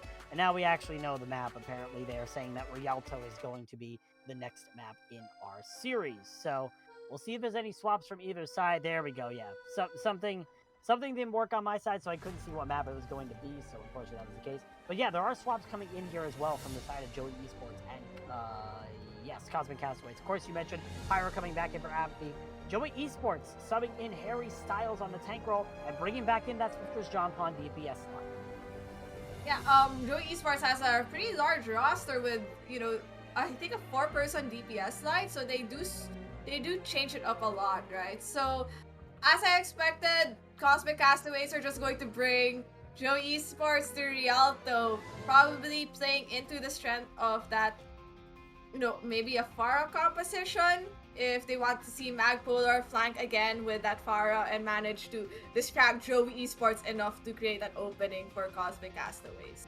But maybe things will be different. They have Pyro now, and I know that, at least in the words of Apathy, he says, I remember Apathy telling me that he has given way to Pyro because he thinks Pyro is the better flex support between the two of them. Yeah, definitely. We'll see what the move is here as we're gonna head into Rialto. Sides stay the same here. Joey Esports on the defense. Cosmic Castaways will be on the attack as we're entering into the map. We're gonna see what this series has. If this could be Joey Esports going to match point, or Cosmic Castaways have another thing up their sleeve, as right now the composition is not being shown, but we'll eventually see those comps in a second. Yeah, I don't know about you, but like out of all the maps that are currently in for payload, I personally love Rialto the most from all of it. I think it has a soft spot for me in a sense. I think Bowsy can attest to this. We started a feature match reverse sweep with our final Rialto win. We shouldn't have won it, but we somehow did. But going into this Joey Esports, expecting a dive composition from Cosmic Castaways is going back to, we're going to still play Orisa, and this time Navino is on Orisa. So it seems like Cryptic is like your standard main tank player, can play all the main tanks. But like when we see this Navino Harry Styles line, Navino really has to play this Orisa. And now Swifters can see the composition that Joey Esports is planning to run, and Cosmic Castaways is planning to run, and they are going also for a double shield. Matching double shield for double shield with more hit scan poke from the side of Cosmic Castaways with Speedy on the Hanzo and Magpolar on the Ashe. Yeah, definitely interesting to see if Cosmic Castaways can take advantage of this Ashe composition and see if they're able to get that pick up onto the Echo Swift is trying to raining out damage on that high ground, trying to get that sort of damage on. You see what the move is. The engage comes in here from the side of Cosmic Castaways up through the stairs and into the hotel, upper floor. Jompon falls extremely low, will fall down to Speedy there on the Hanzo. Already a big hit there for the Hanzo on the side of Cosmic Castaways. The Reds will come in here from the Rem, however, so Cosmic Castaways still need to try to find their way for that first pick, but the cart's already moving to the second corner, so it's still winnable here for the side of the Castaways. And now they find the pick once again on the Jompon. Not a good start here for Jompon. Speedy has found his number 2 times now in a row. And now the kills are all going in favor here for the side of Cosmic Castaways. Swifters will find Magpolar, but at the end of the day, it's probably going to be a win here for Cosmic Castaways with Pyro's amplification business. I think the biggest difference between how Joe Esports and Cosmic Castaways have played this double shield is their understanding of how, you know, double shield is played as more of not as a bunker setup, right? But as a split poke setup. You saw for a moment Mini had taken the high ground, Train is playing low ground, and that created a pincer for Joey Esports, and they just melted in the process. And Cosmic Castaways manages to take first point, not without some trades coming in. And definitely Cosmic Castaways obviously trading back and forth right now. I'm pretty sure the only 2 people remaining are Mini, Cry. There are several people remaining as I say that. Magpolar able to get that kill on the Swifters, who tried to stall out the cart for as long as possible. It's been kind of a messy setup here for these 2 teams. At the end of the day, Cosmic Castaways will get that cart moving over the board. Massive stall though from Swifters and Rem. They did a lot to just stall that cart and burn down the clock of Cosmic Castaways in an attempt to get the high ground for Joey Esports, which, you know, Speedy has already Sonic and he knows that they're already there. So Mini is just setting up, waiting for them to engage, and there's that window pop by QZ. Yeah, already in a big flux coming out here from Harry Styles as well. Lifts everybody up into the air. Swifters finds Magpolar as well. It's really now looking like Joey Esports will be able to win this fight. That's 3 picks for them in favor in this fight. Make that 4 Mini falling, and Joey Esports hold the card here at 63 meters. The fact that Cosmic Castaways has swapped to this double shield comp just means that Joey Esports is also going to make that compositional swap. Marsupial Org very known for teaching its players how to counter comp. Rather than learning how to play a comp against what the comp is not good at. But I'm expecting this comp swap just for the sole fact that Rem has swapped to this Lucio, right? So maybe for better disengage, but Navina did pop this bongo to hopefully get picks as Cosmic Castaways was making that transition. Swifters ends up getting the duplicate onto the Sigma. Navinos, however, already found 2 in this fight with this Orisa. Cosmic Castaways stuck in a pincer move here from the side of Joey Esports, and now they have to try and find their way out. Trey just goes straight for the river as Harry Styles will eliminate Speedy on the way. Joey Esports burned, I guess, just a copy and the bongo, and that's honestly a ult efficient economy used by Joey Esports. On the side of Cosmic Castaways, I think they popped their Valk and their window, and oh, that's a huge pick from Speedy, and the fact that Rem is now on Lucio means there is no res for QZ, and Joey Esports will have to back off a bit given that their main source of heals is gone, and bye Magpolar. Yeah, good res there from Cry, however, to bring back that Ashe into the fight, but Jump on falls on all singles to remove that 30-second cooldown. But now Joey Esports bringing himself to the back fight. A 4-man flux coming out from Harry Styles, drops everyone extremely low. Trade answers with a 2-man flux, or at least a 1-man flux onto Rim, making sure that Cosmic Castaways can try to do damage. But Joey Esports finding the picks when it matters, and they're going to be winning the fight and bringing themselves back. No, but that's a massive play because you have Speedy building up to that Hanzo ult, you have Mini with that bongo, and while that Flux didn't seem to not get value because it had only gotten Rem, it forced Rem to use Beat just for himself in a 1 fight. So that means that fight-saving ult is out of the board, and they only have QZ's lap to save them from whatever massive set of damage is coming their way. But Cosmic Castaways only has this bongo from Mini, and they need to make some value on not if Magpolar has something to say about it. Yeah, Magpolar switches over to the Tracer, sends Speedy back onto that Ashe, and already eliminates the opposing Tracer of Jompon here. So Cosmic Castaways starting to move the card a little bit and start to make their advance here. The bongo from Mini ends up getting destroyed, but Swifters is able to find Magpolar. It's winnable still for Joey Esports. Mini's able to find Rem, however, so now that's 1 healer out of the way, and Pyro pops the application matrix right on the corner. Cosmic Castaways making their way forward. Eventually, they'll be able to try and win the fight. Swifters duplicate some Ashe. You don't see that every single day. I'm pretty sure they have a Bob out as well. just stalling Cosmic Castaways in this little room, trying to make sure they cannot get out. And John Pond finds the critical pulse bomb onto Cry. All of a sudden, Joey Esports have brought themselves back in this fight by stalling it out for as long as possible. Honestly, that was big. That was big picks from Joey. Actually, that's a good stuff from Joey Esports, and the fight's still ongoing. I think the copy from Swifters was a good play because he survived long enough for his teammates to come back, and now they're just re-aggressing on the Cosmic Castaways who had used so much of their resources just to win that fight. And they do have like 3 ults coming on for the next fight. With Cry building towards that rally, I think if Cosmic Castaways play their cards right, they should be winning this next fight. But Joey Esports also have both support ults and Martin's tank ults, so you're going to be seeing a lot of ults be popped, and it's really just going to be a matter of timing and placement for these ults, with Cosmic Castaways taking this high ground and hoping to push off Joey Esports. Oh, wow, it's going to be hard to push him off when you're being lifted off. Harry Styles sends everybody up with that Griffinite Flux, and Trey kills himself before he's able to use the Griffinite Flux. That could be turning the tide. Minnie also dies as well. Quagga Queens finding the kill, or not Quagga Queens, Joey Esports finding the kills as they need. Magpolar able to get the kill on the Swifters, but it won't be enough as Speedy dies. All that's left is Magpolar on this Tracer. He needs to find a big Pulse Bomb. He won't be able to send out the Pulse Bomb. John Pond's able to eliminate him. That's going to be 85 meters for Cosmic Castaways here. Joey Esports have a win in sight. Maybe you know you mistaking it for Quagga Queens totally makes sense, just for the sole reason that both teams are located in Australia with their animals, and the fact that they're from the same org. This is why you don't have teams who are in the same org in the same tier unless you want to cause this chaos of team naming. Okay, Miss. Okay, Miss. I played for Strix with another team called Valkyrie from the same organization in season 6.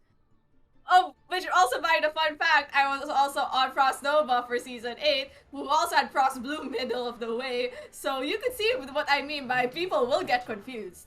It's on first-hand experience. Anyway, the defense here for Cosmic Castaways coming out in the double shield. They did pretty well, they did pretty well initially, like, with the attack of the double shield, right? They got value, but Joey Esports seems to honestly understand how they want to play their double shield a bit better, opting to play into that mirror, realizing that they are probably better in that double shield mirror, unless Harry Styles decides to stay on this hog, and nah, he's probably swapping, right? No, actually no, full send. Full send?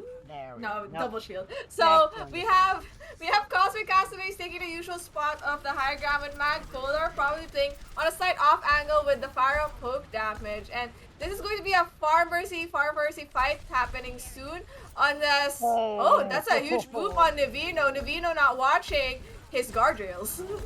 Yeah, you gotta be careful on the bridges here, else the Cosmic Castaways will send you on the plank, as Joey Esports now is struggling without their main tank. Good boot coming out there from Magpolar. Now Joey Esports, they're kind of split apart. They're all in different directions. You see obviously there, oh, Navino! You can't have it happen to you twice. And Magpolar is still going nuts, gets the kill on the Swifters as well. Cosmic Castaways, this is their bridge and they're making sure they can keep it! Magpolar, they have families, my friend! Magpolar deciding that the best way to get ult charge and kills is not through landing your rockets, but through landing the boops. So, I don't know why they were positioned there in the first place. I think that's like the most, that's such a not safe place to be sitting as a Baptiste. And John Pond is tired of the shenanigans caused by Magpolar and switches onto this window along with Swifters, deciding he might as well just do better on this Echo and do more burst damage, which gets value right away. Magpolar is down with that barrage. Yeah, definitely big pick there from Swifters, forces out the res, and also Jounpon finds the head of Speedy. Mini, however, finds Swifters, but it is getting rezzed up, and Magpolar tries to find him again, but Swifters ends up answering back. It's a trade, actually. Magpolar finds some supports as well. It's back and forth thus far. The Cosmic Castle is stuck in this little corner, and Croc, please have the world. But now that Amplification Matrix and Drum coming out from Pyro and Mini will make sure the Cosmic Castaways will get the hold with the surplus amount of damage that they have right now. QZ just staggering themselves had gotten stuck in that corner once the window and Bongo had been dropped.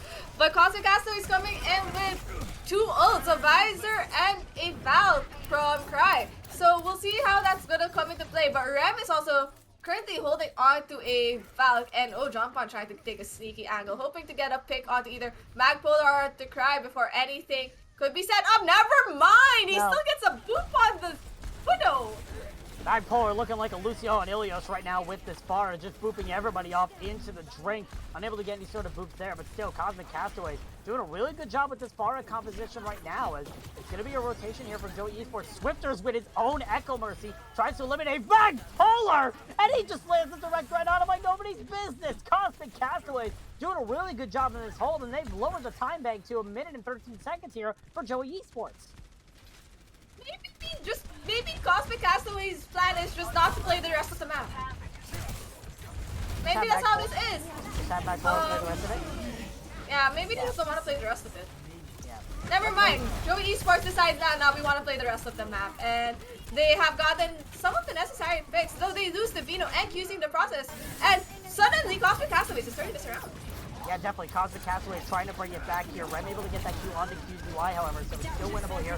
Joey Esports. Swifters has to switch over to the Mercy with the dupe, and unable to get anything. That's a beautiful pull coming out from Mini to deny that Echo any sort of chance at res. And now there's only 30 seconds for Joey Esports. They need answers now, Thea. I think Rem was hoping to make Swifters. Okay, I was gonna say Rem, but Swifters picking the Mercy might have been just more of a way to survive. And 3-4-3, 3-4-3, make it 4-4-4-4. Magpolar moving the Vino, but Joey Esports is going to be coming in with this window and pulse bomb, and this pulse bomb needs to get value. Maybe we get it onto Polar, to Pyro, or maybe onto one of the DPS that have these crucial ults that will, put in the damage for Cosmic Castaways.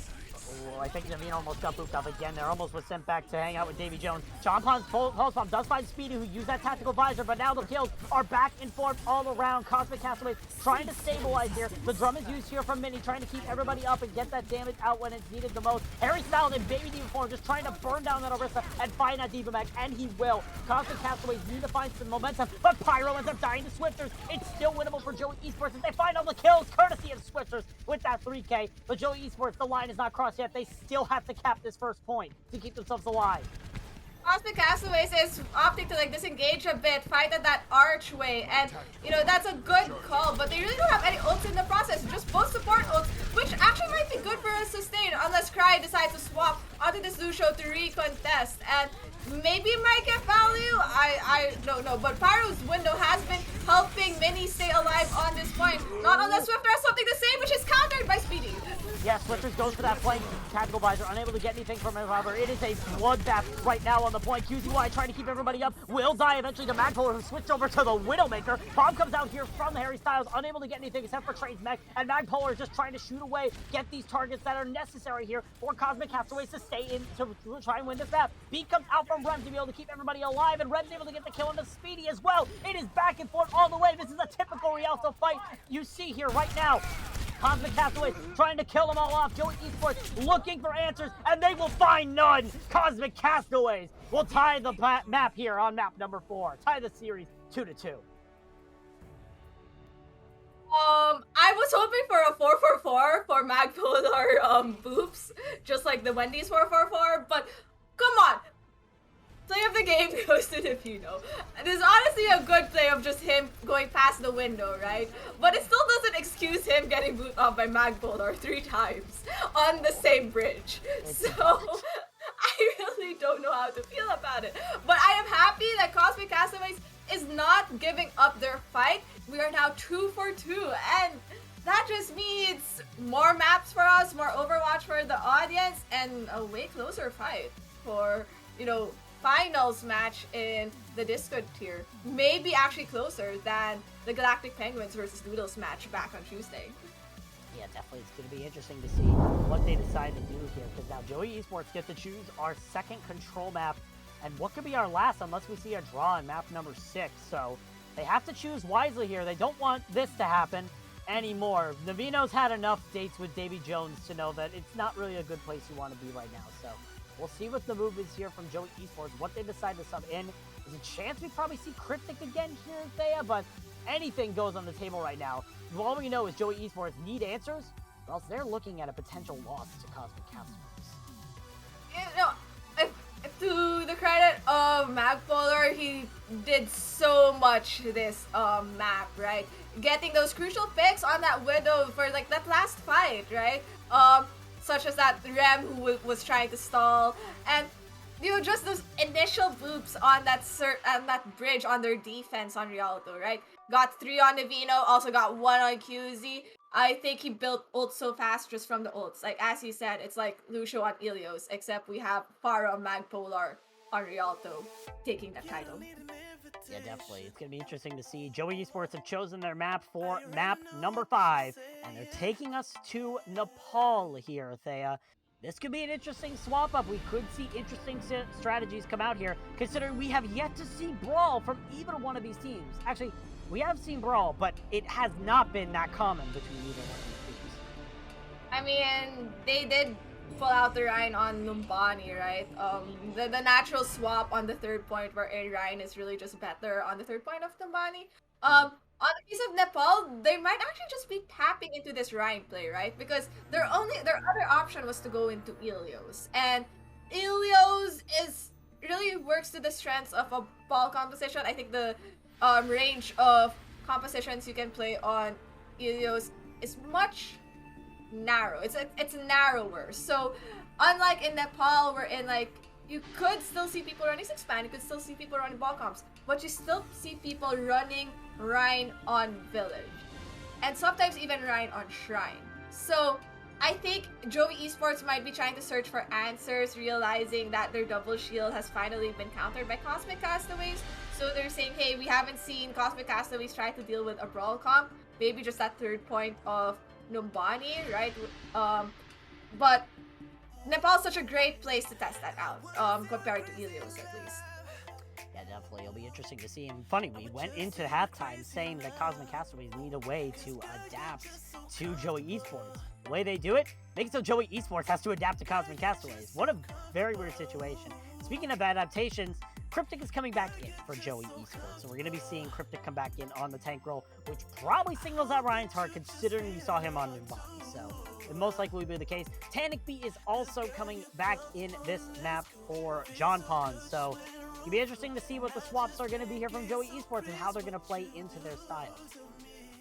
No changes on the side of Cosmic Castaways as expected. Apathy really assigned to playing the 2CP and hybrid maps. So if we somehow find ourselves in another hybrid map, this is probably where we're seeing Apathy come in again. But Pyro is sitting in for this Koth map, and I don't know, they've been Cosmic Castaways has been looking more consistent with Pyro in. Maybe Apathy was right when he said that Pyro is the better flex support between the two of them. Yeah, definitely. It's going to be interesting to see how Cosmic Castaways use Pyro to their advantage here as we're heading into our 5th map, Nepal. It'll be interesting to see. This is when these teams have to use their strengths the most. The winner of this map goes to match point in the series and only needs 1 map win to get that Discord tier championship title. A lot's on the line here, Thea. It all starts here on Nepal with our first Nepal map, which is going to be Nepal Shrine.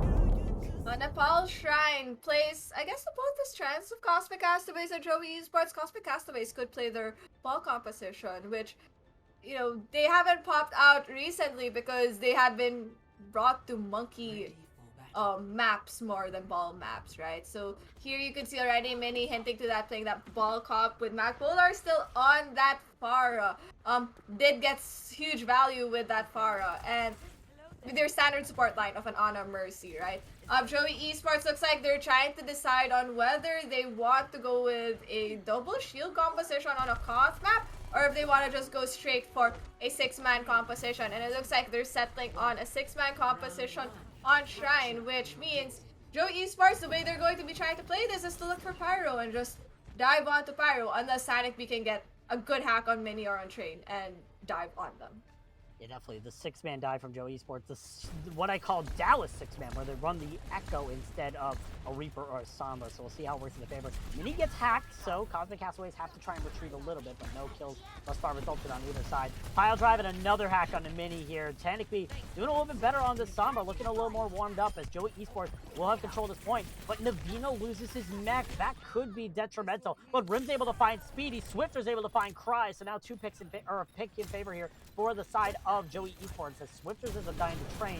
It looks like Joey Esports just trying to claim this point. Mini's just going to try to be an annoyance on this Wrecking Ball, find those sort of annoyances, get the spins on the point, make sure that Joey Esports can claim this point in as long time as possible. Cosmic Castaways trying to make their way back in. Train trying to stall it out, find that Sombra Tanikby, unable to, and Swifters wins the Pharah duel but gets killed up by Pyro. Mine's now invested for Mini as the Coalescence is invested by QZY. The flip will go in favor here for the side of Joey Esports, and Cosmic Castaways look like they'll just be sent back to the drawing board. I think what Cosmic Castaways had built a lot of ults in that fight, and we're going to have to give credit to that for the fact that Pyro was playing at such an angle that was so hard to dive by Joe Esports. They would really have to waste resources just to rotate towards where Pyro is, and you know that's where he got the snipe out of Swifters, and it's the spot where Speedy is currently trying to set up. That's where Pyro was initially playing, and they will be coming in with 3 ults on the side of Cosmic Castaways and a huge possibly EMP from Joey Esports, right? What I'm interested to see is how Rem is planning to use this Beat, probably as an engagement tool rather than to deal with this Pharah barrage. That'll be interesting to see. Mini tries to go for the pile drive in the back line, unable to get it off, and now is just getting punished by Tanikby and Swifters. Beautiful coordination there from Joey Esports, as it looks like Navino trying to chase down that pharmacy, forces out the barrage from Magpolar, and he ends up getting killed by Swifters with the Stinky Bomb. So Joey Esports doing a really good job responding to Cosmic Castaways. Joe Esports, realizing that they cannot dive on the Ana because of where the Ana is located, opts to hard target Mini on the ball, right? Moment Mini gets hacked, everyone turns towards Mini and kills Mini in the process, and then rinse and repeat that setup, right? Go for your next target. 6-man's a very horde mind, play together type of setup. So Cosmic Castaway seeing this, make some swaps on their DPS line. Magpower moving onto the Tracer with Speedy going onto the Sombra, which makes sense given that Speedy is their Sombra player. Definitely. So now Joey Esports having a little bit of pressure on them. There's a big anti-nade from Pyro to try and set up the engage here, but nothing done just yet. The nano boost comes out here from Pyro onto Mini, who is just having a rough time right now. I'm pretty sure he got EMP'd and then got manually hacked by Tanikby. It's just been a rough time altogether for Mini. And now it's overtime here for Joey Esports. Pulse Bomb from Magpolar is a whiff. The Coalescence comes in here from QZY, and it's another big anti-nade from Pyro, but there's no follow-up. 3 members are already dead here for the side of Cosmic Castaways. Make that forward trade dying to Swifters. And now Cosmic Castaways starting to struggle a little bit. Joey Esports will be winning the first point on the ball. Joey Esports realizing what their key way of dealing with Cosmic Castaways ball composition is, right? They try to deny any of the engages from the ball, which makes it harder for, you know, heroes like your Tracer and Sombra who really rely on some level of playmaking from their tanks, right, to get value. So Joey Esports is playing this really well with the Sombra hack, so even if they're not playing the usual Sombra Reaper, the Sombra Echo still gets some value, just because of that same target focus. We're now going into Sanctum, which is a favorite of people who either play Lucio or like playing Orisa and pulling people into the hole. So, looking at both sides have opted to play this Orisa Diva tank line, with the only difference being the DPS line and the main support. Cosmic Castaways is going for a Lucio because they would rather see Cry, speed them in, and see people get booped off. On the side of Joey Esports, probably Rem is going to be pocketing either Swifters or Tanic to give them even more damage if Cosmic Castaways has anything to say about it. Yeah, Cosmic Castaways just want to play this comp like a brawl composition, and it won't really work out as Swifters finds your Reaper. Magpolar ends up dying, but Train gets the return kill, but now there's no Immortality Field and no mech for the side of Cosmic Castaways. He's going to try to find some sort of answer, and Tanikby's able to find Train as well, so it's going to be rough here for Cosmic Castaways, losing members left and right, and at the end of the day, Joey Esports will have the advantage, as they're going to be setting up on the point first, and will be getting that first point at the end of the day. We have stalls coming in from Cosmic Castaways, hoping they could take the point, but I don't think it's going to work given how few they are. Well, we see Train and Cries trying to stall the point, but that's really for naught, especially if they're not, you know, fully stacked compared to Joe Esports, who has 4 people alive to pressure anyone touching the point. So Cosmic Castaways just needs to regroup and set, you know, and figure out what play they're going to make in order to take the space, because Joe Esports is coming in with that Soldier ult from Panic B and a Bongo from Cryptic. And midway through the fight, probably Swifters with a coffee. I'll probably see a Visor coming in while Pyro pops this window, hopefully to break shields and to cause more damage. Definitely Cosmic Castaways looking to engage with that window from Pyro.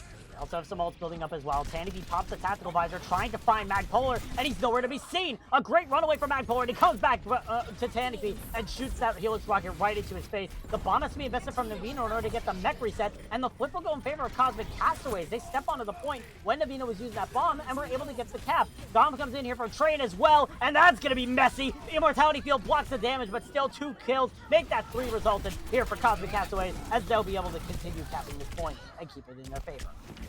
Train's bomb does a lot of work.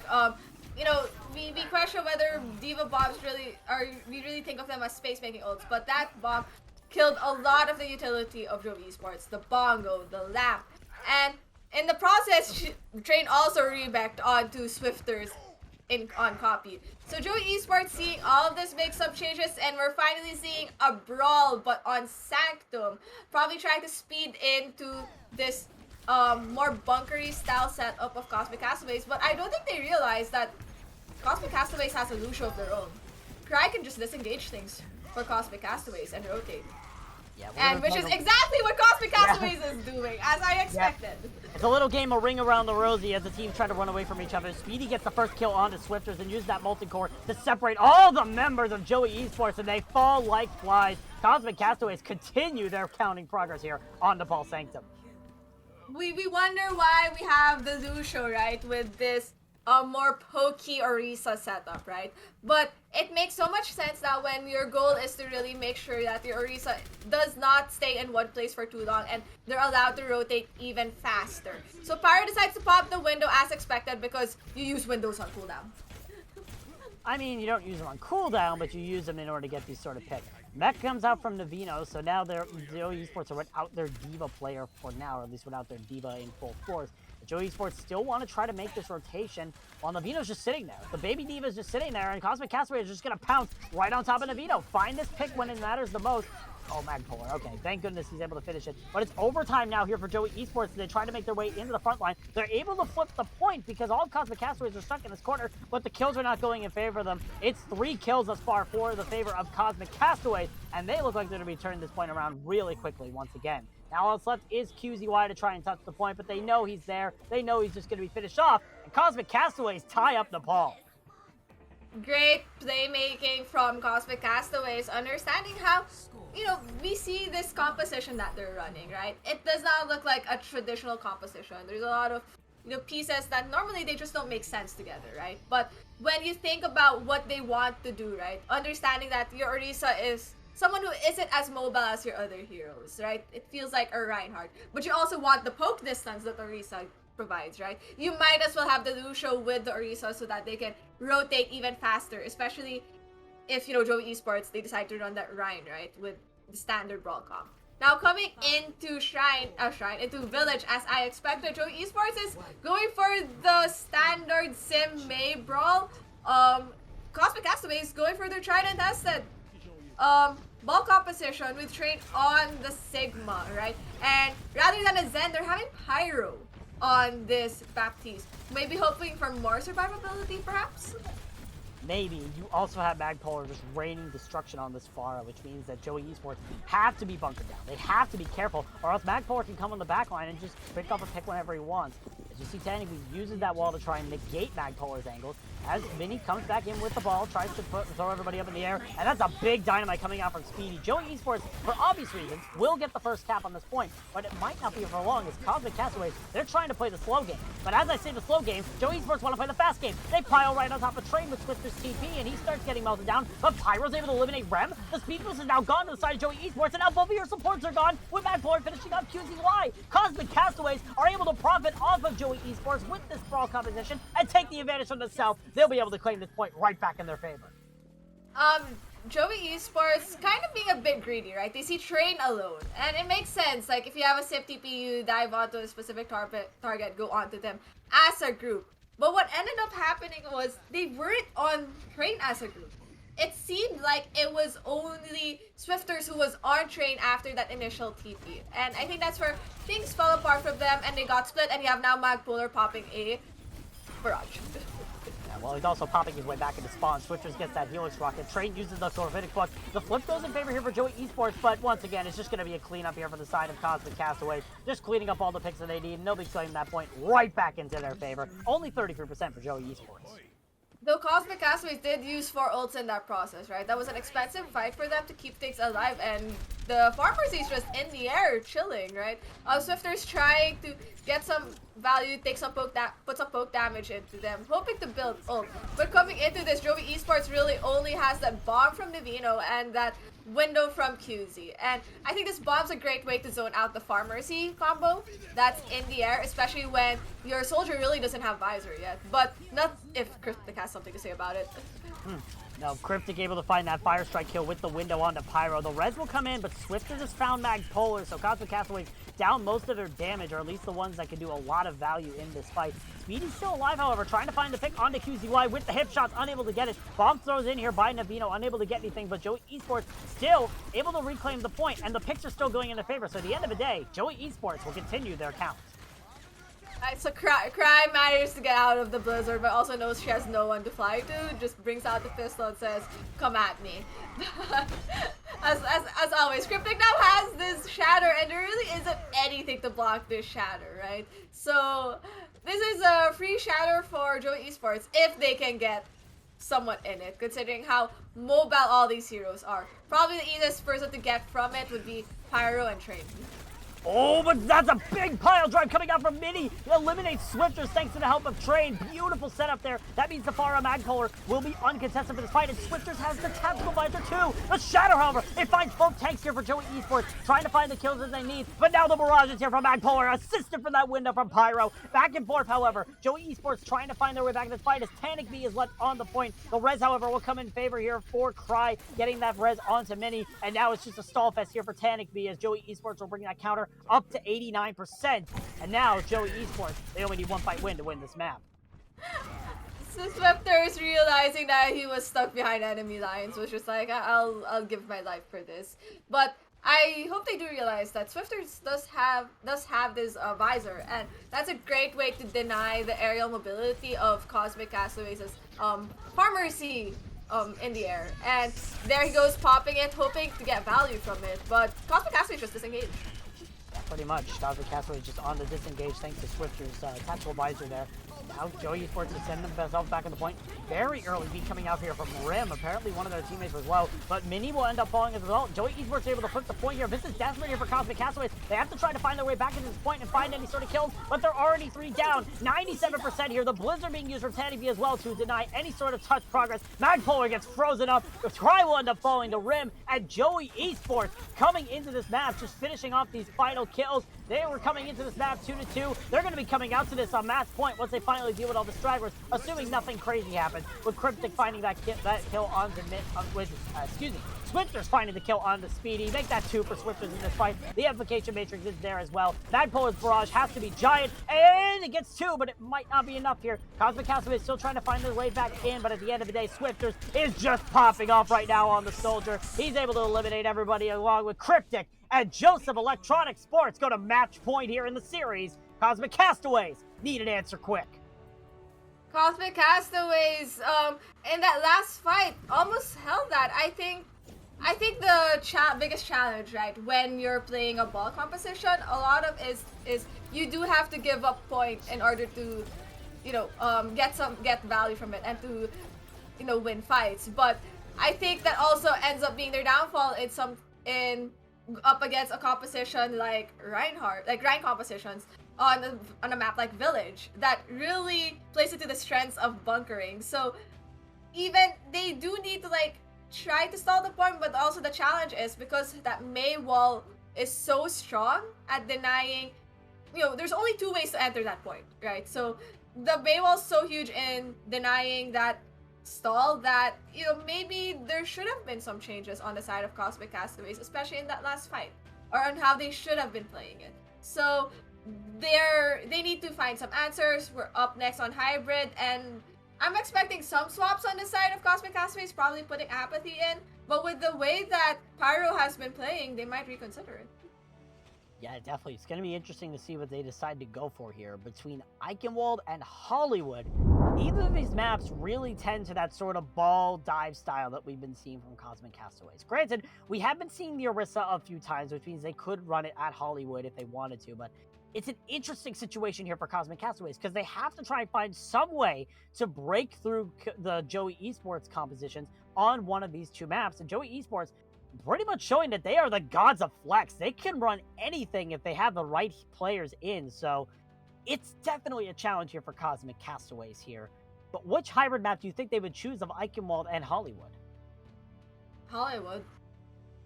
I wouldn't be surprised if they ended up going for Hollywood just so that they could avoid having to play a rank composition. But I also wouldn't be surprised with them going Eichenwald if Matt Polar plays the way that he does on the Pharah, right? He's been getting huge value on Pharah, and I know Eichenwald, at least like for the first point, really plays into the Pharah. So we'll see how it goes, but I think he can also play Pharah in Hollywood. So right now it's really a toss-up. I really think the only reason IU Rialto was going to be their pick the last time was because that's such a strong Pharah map. Mm-hmm. And now we do have the confirmation for their map. They've chosen Hollywood for our final hybrid map of the night and of the season. Yeah, of the season. This could be the last map of the season, actually. Between these two teams, the last Tranquility Gaming map in the season. It's going to be interesting to see. We see swaps coming out as well. Joey Esports are subbing in Polar for, I'm pretty sure that was Swifters. Yes, Swifters, who was on that DPS role. They're keeping in Tanikby, it looks like, for the most part right now. So, definitely an interesting situation if they keep in Tanikby. I'll be honest, I think they want the Torb. They want the Torb and the Sombra, and it seems like Tanikby has been doing well on both of those heroes. So that plays into the strengths of Tanikby if that's what they want to deal with the ball composition and the dive composition of Cosmic Castaways, then that's a good plan by Joey Esports. Now, I've also noticed that there is no swaps on the side of Cosmic Castaways right now. Yeah, it's interesting. Cosmic Castaways don't seem to have any sort of swaps. They're keeping with this lineup right now. They could obviously be discussing it with their coach, but nope, they are saying that they are ready. No swaps. Pyro staying in for this map. Apathy sitting on the bench. So it's an interesting situation here. Cosmic Castaways, this has to work, or else you're going to be seeing yourselves losing 4-2, or coming out of it somehow with a draw. If we have a draw in our final series, I think it just shows how evenly matched these two teams are. No side swaps as well. Joey Esports is going to be on the defense first, and Cosmic Castaways will be on the attack first as we head into Hollywood for our 6th and potentially final map of the series. I was about to say that like if there was a draw for like this map, it's probably because Bard decided that it would be great to send an offering to like the gods or something and cause a draw. I mean, it also could be the 8-map series curse. We haven't had that curse happen in a long time here in Tranquility, and I mean, this would be the first time that we ever saw a series go all the way, a final series go the distance since season 4. So there is a lot of potential here for Joey Esports and Cosmic Castaways to go the distance. But right now on the defense, Joey Esports, you mentioned it before, Thea, Tanikby on the Torbjorn. No, they were getting a lot of value on the Torbjorn as a way for just aerial denial, but also the fact that the turret is like a 7th player. We have to give credit to these turrets, right? This turret's a 7th player, and it just pumps in more damage for Joey Esports to melt any incoming dives, such as this monkey double bubble composition from Cosmic Castaways that they're planning to do. Now, they're planning to keep Cry on the brig, but I'm not really sure how this is going to work, given there really isn't anything going to be diving them. Interesting for Magpolar to switch over to have the Symmetra on hand first. So they're going to be seeing what they're going to be doing, just bringing everybody forward here. Now Speedy on that Tracer as well. Might be having Cry switch over to the Mercy, yes. So it is going to be the Far Mercy coming out from Cosmic Castaways. Yeah, so I think what they were doing was they TP'd to see what composition Joey Esports was running and making the DPS main support changes based on what they're running. And now that they see that Joey Esports is running that double shield, right, with a Torb Soldier, they think it's okay to be running this Tracer Pharah into it, right? Pharah rockets easily disable this turret if Magpolar can find where the turret is. Yeah, definitely. There is a chance here for Cosmic Castaways to try and find their way into this. Polar on the opposite high ground, just trying to bait out the enemy team. And Navino, the rest of the team of Joey Esports just pile right onto Mini. The res comes out from Cry, so Mini back into the fight, but it's just going to be another rough story here. I believe a sleep went on to one of the members of Joey Esports. Couldn't tell who, but Joey Esports now having a little bit of trouble. It's Cosmic Castaways. They've already found 1 tick, trying to make it 2 here. They will find 2, and they found 2 kills as well. Tanic be able to eliminate Speedy, but still Cryptic and Navino are both dead. Mini's able to find Polar as well, and Cosmic Castaways, a slow but steady double bubble attack, will bring them this first point with ease. They decided to nano Mini. I think that was Pyro's attempt to make sure he stayed alive, right, as he was dealing with that Torbjorn. I know people say like Reaper's a good counter to like a monkey, but also Torbjorn is pretty good against a monkey, especially if you manage to time the overloads and the right clicks. Really could melt down a monkey. Coming into this next fight, you do have Mini with that Primal, really probably just to stay alive. Joe Esports coming in with this window from QZ, which they will probably use to zone out Cosmic Castaways from taking high ground, right? Or from even pushing the cart. Really depends, but Tanic does have this Molten Core, so any dive engage from Cosmic Castaways will probably be denied. Just with this Molten Core. Yeah, definitely. Also, Cosmic Castaways, noteworthy swap. Magpolar switching off the Pharah onto the Genji. Not something you thought we would see today, but here's the Genji in its form. Then he's trying to push forward with that Winston, but the Tactical Visor comes out from Polar, forces Mini out of that Primal Rage form, but the card is still moving. It's Speedy just pushing it along slowly on that Tracer, and no one's there to contest him. Magpolar able to eliminate Navino's mech, and now the initiation is here from the Cosmic Castaways. They're finding the picks one by one. Speedy gets that stick onto QZY and will eliminate that Baptiste as well. Cosmic Castaways, they're finding the picks that they need, and they're doing a really good job on this attack thus far. Cosmic Castaways knew what they wanted to do. They really had to dislodge Joe Esports from high ground. Huge nade on Cryptic, and that just kills off the Bongo, right? That's also a huge stagger. Now, I hope that they manage to get Train out without dying, because Train really has that high charge and that and that Zarya grab. Yeah, definitely. Right now, the grab going to be invested here from Train. It only catches the Baptiste, but it does force out that lamp, so that is a big pick here for the side of Cosmic Castaways. It may not be a big one, but it may not be a national player, but it is a utility. QZY, however, able to eliminate Magpolar. Banana Boost goes on to Train, that high-powered Zarya, trying to do a lot more damage, but now you see the Joey Esports finding the picks that they need right at the entrance to point B. Cosmic Castaways heading on the retreat as fast as they can. Oh, they're trying to chase after Train, knowing that Train has high charge, and that's just a huge stagger from Train and from Pyro. But there's a lot of staggers happening in that room. It seems like the supports were trying to be sneaky and hide in that room, but, you know, Joe Esports counting how many players have died just knows someone is hiding in one of those rooms. Joe Esports gonna try taking back this high ground that Cosmic Castaways had taken from them, and they do have a Bongo in this process, so that's going to stop any attempt of Cosmic Castaways to take the high ground. But we do have a rally coming in, and we do have a blade coming in. Now, there is no nano, but if we do put armor onto the Genji as he is blading, he survives longer. So maybe that's how this works? Well, we'll see. The blade comes out here from Magpolar. The rally not used, but he's able to find Tanuki with the Torbjorn. Eliminates the drum from Cryptic as well. Bomb invested here from Navino. Won't find anything as Mini invests the Primal Rage as well. All the kills going in favor here for the Cosmic Castaways as Joey Esports will be sent back to the grave. And it's going to be Cosmic Castaways making their way into point B once they deal with Navino on this debuff. Pretty good play. You have Magpolar just coming in with a Dry Blade and somehow getting value. I think it was just forcing out the utility and everyone else in the dive pieces of Cosmic Castaways just pushing along with that blade because I think Mini and Train were with him while Pyro, Cry, and Speedy were more off on the card. You see Joey Esports switching over to this rank composition for the third point, which is great because of the tight space this third point of Hollywood has to offer for rank compositions. But the Polar's gonna pop this visor, probably making a swap later on. Or forcing that jump from Mini. Maybe. He's able to eliminate Magpolar with it, so now Polar has that Polar advantage right now. Cosmic Castaway still trying to push forward in this, but Polar ends up finding Mini as well, and now Cosmic Castaway down 2 of their players. They might just want to retreat, and that is the plan right now. Cosmic Castaway is getting on the retreat as Joey will get the hold.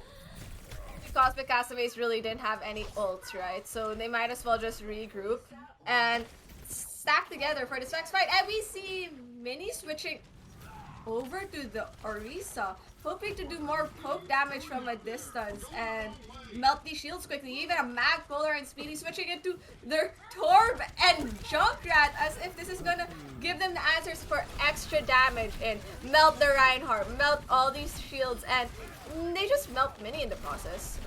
Yeah, the push-in coming out from Joey Esports means that they get to milk that target, but Cryptic ends up dying to Cry. It might have been a little bit too much of an overinvestment here from Joey Esports. Navino's also lost his mech, and Tanuki's died as well. This aggression plan might have backfired for Joey Esports as they start to retreat. Navino's still in the back line, could try to find some pick, but might just lose his mech once again in the process, and will only be able to stall that car out for a millisecond.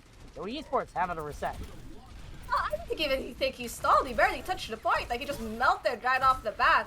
But coming into this, Pyro does have this window, and that's such a great space maker. But they have to be ready for the shatter incoming from Cryptic, who has been doing a lot of work. And they only have one shield to block it, and it's an Orisa shield. And Mini had just dropped it.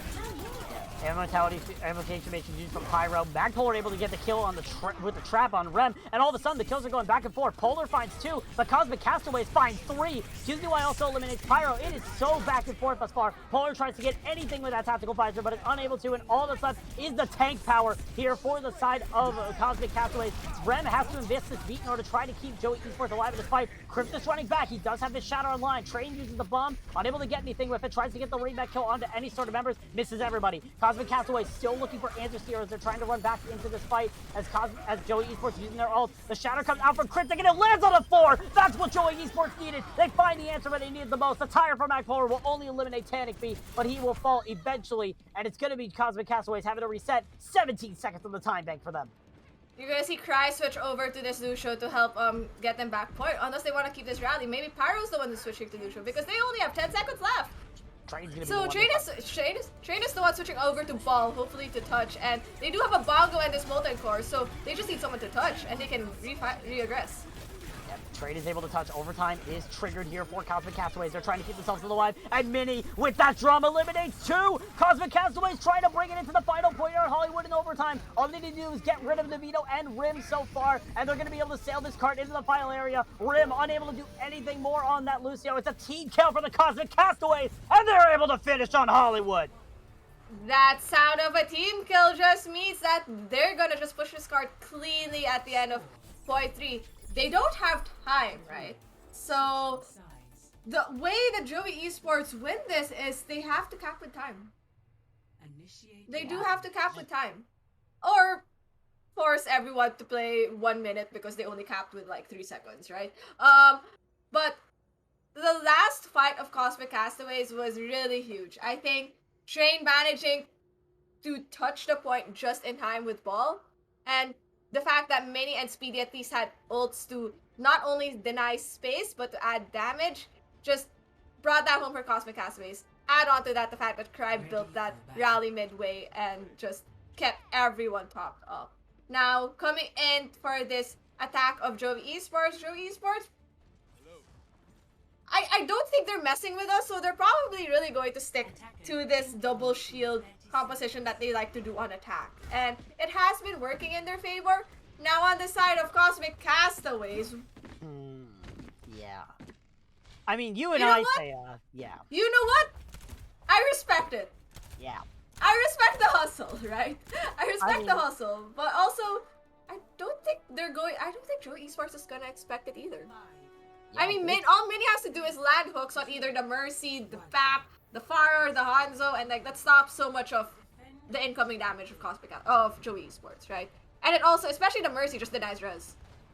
Now, I wonder if they realize. Oh, they do. They know. The They know Sonic now, character they know got now. Polar. They know the hog exists, so now they have to be even more careful. So, see if it works. Joey Esports setting up on that front right approach. Mag Polar trying to pressure out Polar on that Hanzo on the Tracer. See if it works here. Joey Esports make their way to the high ground. The Eat is used here from Train trying to keep themselves alive, but Joey Esports have this high ground advantage, so they already have a pretty good start to this fight, and Mini's just trying to find any sort of advantage. There is no Ana in the play for Joey Esports, so the number one counter to Roadhog in terms of the support field is out of the picture. Cryptic gets rocked, gets killed, and Mini finds Mercy in the backline. Ram will end up finding themselves back in the spawn room, and Cosmic Castaways are going to make this Hog Sigma comp work at least for the first minute. Oh, that's a stagger kill on to QZ, and looking at the ult back, MacPolar was doing a lot of work in that backline, along with Pyro, so they're going to be one of the first few people at the ult, followed by QZ on the side of Joey Esports. So Res is burned onto QZ, hopefully to get into the fight faster rather than waiting for a response. But MacPolar is here in the backline harassing the Farm Mercy combo, which is, you know, something you should be doing, but we see how Joey Esports making this long rotate. Yeah, but guess what? Mag Polar has a pulse bomb, landed straight onto QZY and gets that initial pick in the fight, and Cosmic Castaways start finding the picks after that. Mini eliminates the Pharmacy duo of anybody, and Cosmic Castaways are just going to clear up the fight and continue to hold. So what I'm expecting, okay, is that QZ's gonna pop window, okay, and hopefully in the process they realize that they could just run an Ana and melt Mini to pieces, right? That's really the main tag of Cosmic Castaways, but Train will use this Flux first, hopefully to force more resources. Oh, yeah, and they also force out a kill. Polar ends up dying. Cryptic switching over to that Reinhardt does not have a Sarum Fade. He ends up dying as well. QZY able to eliminate Mini, but Pyro finds the return kill. And right now it's back and forth. Navito spots a giant pickoff on that high ground, but ends up falling before the Flux is able to finish. Mag Polar finish out the rest of the fight. And Cosmic Castaways, 1 minute and 30 seconds left on their defense here. Joey Esports needs answers.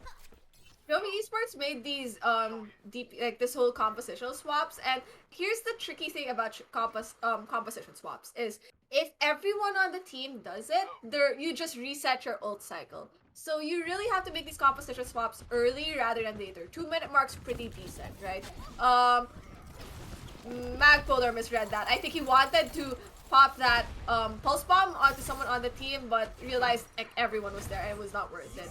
Now Cosmic Castaways do have 4 ults, and I'm expecting a Bob to stall point. Well, the Bob Or ends up enter the running up room. the stairs. Vinny does die, but Magpolar is able to eliminate Polar, so now Cosmic Castaways making this fight even. Yeah, that Bob is not going to do a lot. You can just see his outline right there in that stairs. Little useless if you ask me. That's what Ash would say in Overwatch 2. But Joey Esports now making their re-aggression onto the point. Navito jumps all the way up the top and gets instantly DMAxed. A rough life for a D.Va indeed, but Joey Esports able to take the first tick. Pyro barely able to stay alive. He ends up falling off. And trying to keep themselves alive. The Cosmic Castaways still trying to find some sort of answers here. The window is popped here from Pyro. Cosmic Castaways trying to keep themselves alive. Cryptic is on the point. The beat is invested here from Rem. It's a 6-man beat. Beautiful from Joey Esports as they start making their way straight in. Trade has this Flux online, but the shatter is there from Cryptic. It finds 3, including both supports. The Flux will trade, however. It finds Cryptic. It finds QZY. Cosmic Castaways trying to find their way back into this fight. It's only 5 seconds left for Joey Esports, and it seems like they have nothing. Polar with the soldier trying to find anything right now, but he will die to Pyro. Navina will die as well. And we're going to have a 7-map series to determine our Discord champion. Close fight between both of the teams that had clean map wins, like haven't dropped maps in their respective divisions. They've been doing well. Honestly, this is such a great way to end, I guess, the Overwatch Tranquility season. This is such a close match. 3-3 both sides. Last map to decide everything is Escort. And it's in Joey Esports' playing field on which Escort map they're going to bring us to. And we only have two options. It's Route 66 or Watchpoint Gibraltar. Yep, this is a tough challenge for Joey Esports, considering last time we saw Cosmic Castaways in a final situation, Route 66, from what I remember, was the deciding map. And Cosmic Castaways won the preseason finals with that. So now, Joey Esports need to make a decision here. Do you go for that map? Do you go for Route 66? Or do you throw a curveball and go to Watchpoint Gibraltar and try to throw Cosmic Castaways off? It's all in their playing field right now, and this decision could determine if Joey Esports are walking away with a championship or if Cosmic Castaways are. But it's been such a close series and such an enjoyable one. It's going to be interesting to see. Noteworthy for this final map, Cosmic Castaways, because they won that map, they are choosing to go back onto the defensive side here, Thea. So they will be on the left. Joey Esports will be on the right. Joey gets to attack first. Cosmic Castaways has to try and put up a great defense to set themselves up for a potential championship. You know, I'm just looking forward to see what map we're going to be brought to, just for the sole reason that you do make a good point, right? Cosmic Castaways were on preseason tournament with that Route 66 map. But the thing is, I think Marsupial Org's pretty well known for their defense also on Route 66. So it's a toss-up. Do you play towards your strengths, knowing that your opponent's also good at it, or would you rather throw a curveball on both sides? Right? That's the poison that Joey's Esports has to pick right now. And they have chosen their poison. They are choosing Watchpoint Gibraltar for what will be our final map of Tranquility Gaming Season 8. This map determines who's walking away with a championship title. Everything, and I mean everything, is on the line between these two teams. It's going to be interesting to see which one gets the advantage, and we do have a swap coming in. John Pond is coming in for Tanikby, and now we're actually having the side swap once again. Joey Esports is going to be on the defense. Cosmic Castaways want that attack first here. I think Cosmic Castaways want just to set the speed, right? Yeah. I think they just want to set the speed and figure, and you know, it's mind games. I feel like this is the level we have reached between these two teams, and we're seeing additional swaps. I think from the side, Swifters is back in with John Pond on Joey Esports. Yeah, Swifters actually swapping back in this map for. Trying to remember who else was in that. Polar. It was Polar. Yeah, it was Polar and Tanikby last map. Now it's Swifters and John Pond. Harry Styles is also coming in for Cryptic this map on the side of Joey Esports. So this indicates they most likely want to run that double shield more. Obviously, Cryptic, much more of a main tank, knows how to play the Winston in these sort of competitions, knows how to play the Reinhardt. Harry Styles, not really known for that Reinhardt. And Navino has always shown whenever Harry Styles is in, they run the Orisa Sigma, Orisa Diva composition. So it's definitely a challenge here for Joey Esports and Cosmic Castaways. These comp swaps are going to be interesting between these two teams. And also, we're not seeing any swaps so far. I'm pretty sure we're not from Cosmic Castaways. Pyro is staying in. I think Cosmic Castaways have opted to keep Pyro in. Probably Apathy probably said maybe something in internal communications between the team players, and Apathy just saying that maybe he really isn't fit, I guess, to play for today. Maybe not up to par. And like sometimes that's really the case for some players, right? You will have your off days, and maybe it just so happened for Apathy it landed on Discord tier finals day. But that's the great thing about having, you know, subs or, you know, a rotation of players in the rosters. Like it's an easy fix if someone isn't playing up to speed, right? And that's what's good about it. I think we're waiting for the players before we enter. Yep, we're just waiting a little bit, but now we are finally entering into our final map of the series, Watchpoint Gibraltar. Again, it was a little bit of preemptiveness from Cosmic Castaways. They were thinking, oh, we're just going to be defending first no matter what the map they choose, and they chose the wrong map. So, yeah, they ended up throwing us back here. We are thrown right into a pause right as we're getting in. I'm pretty sure one of the players from one of the teams actually went to the bathroom while we were waiting, or while we were getting into the map, so they're just making sure he comes back. You know, bathrooms are important, especially when it comes to a 7-map series. It could be a difference maker here, but I'm interested to hear. Cosmic Castaways will be on the attack first here, Thea. Do we continue to see that mini ball, or do we start to see some shakeup? I'm thinking of a mini hog. Not again. Wait, okay. Okay, maybe not on the attack. Okay, maybe on the attack we might see a ball or a monkey.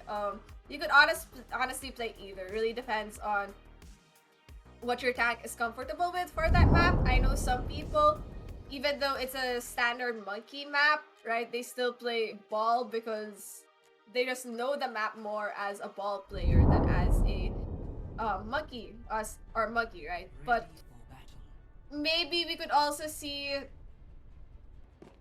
Cosmic. I really don't know how to feel about Cosmic Castaways right now. Speedy, you promised that you wouldn't be giving me whack-ass comps for me to figure out how to analyze. But you guys are going against your word. No, I'm kidding.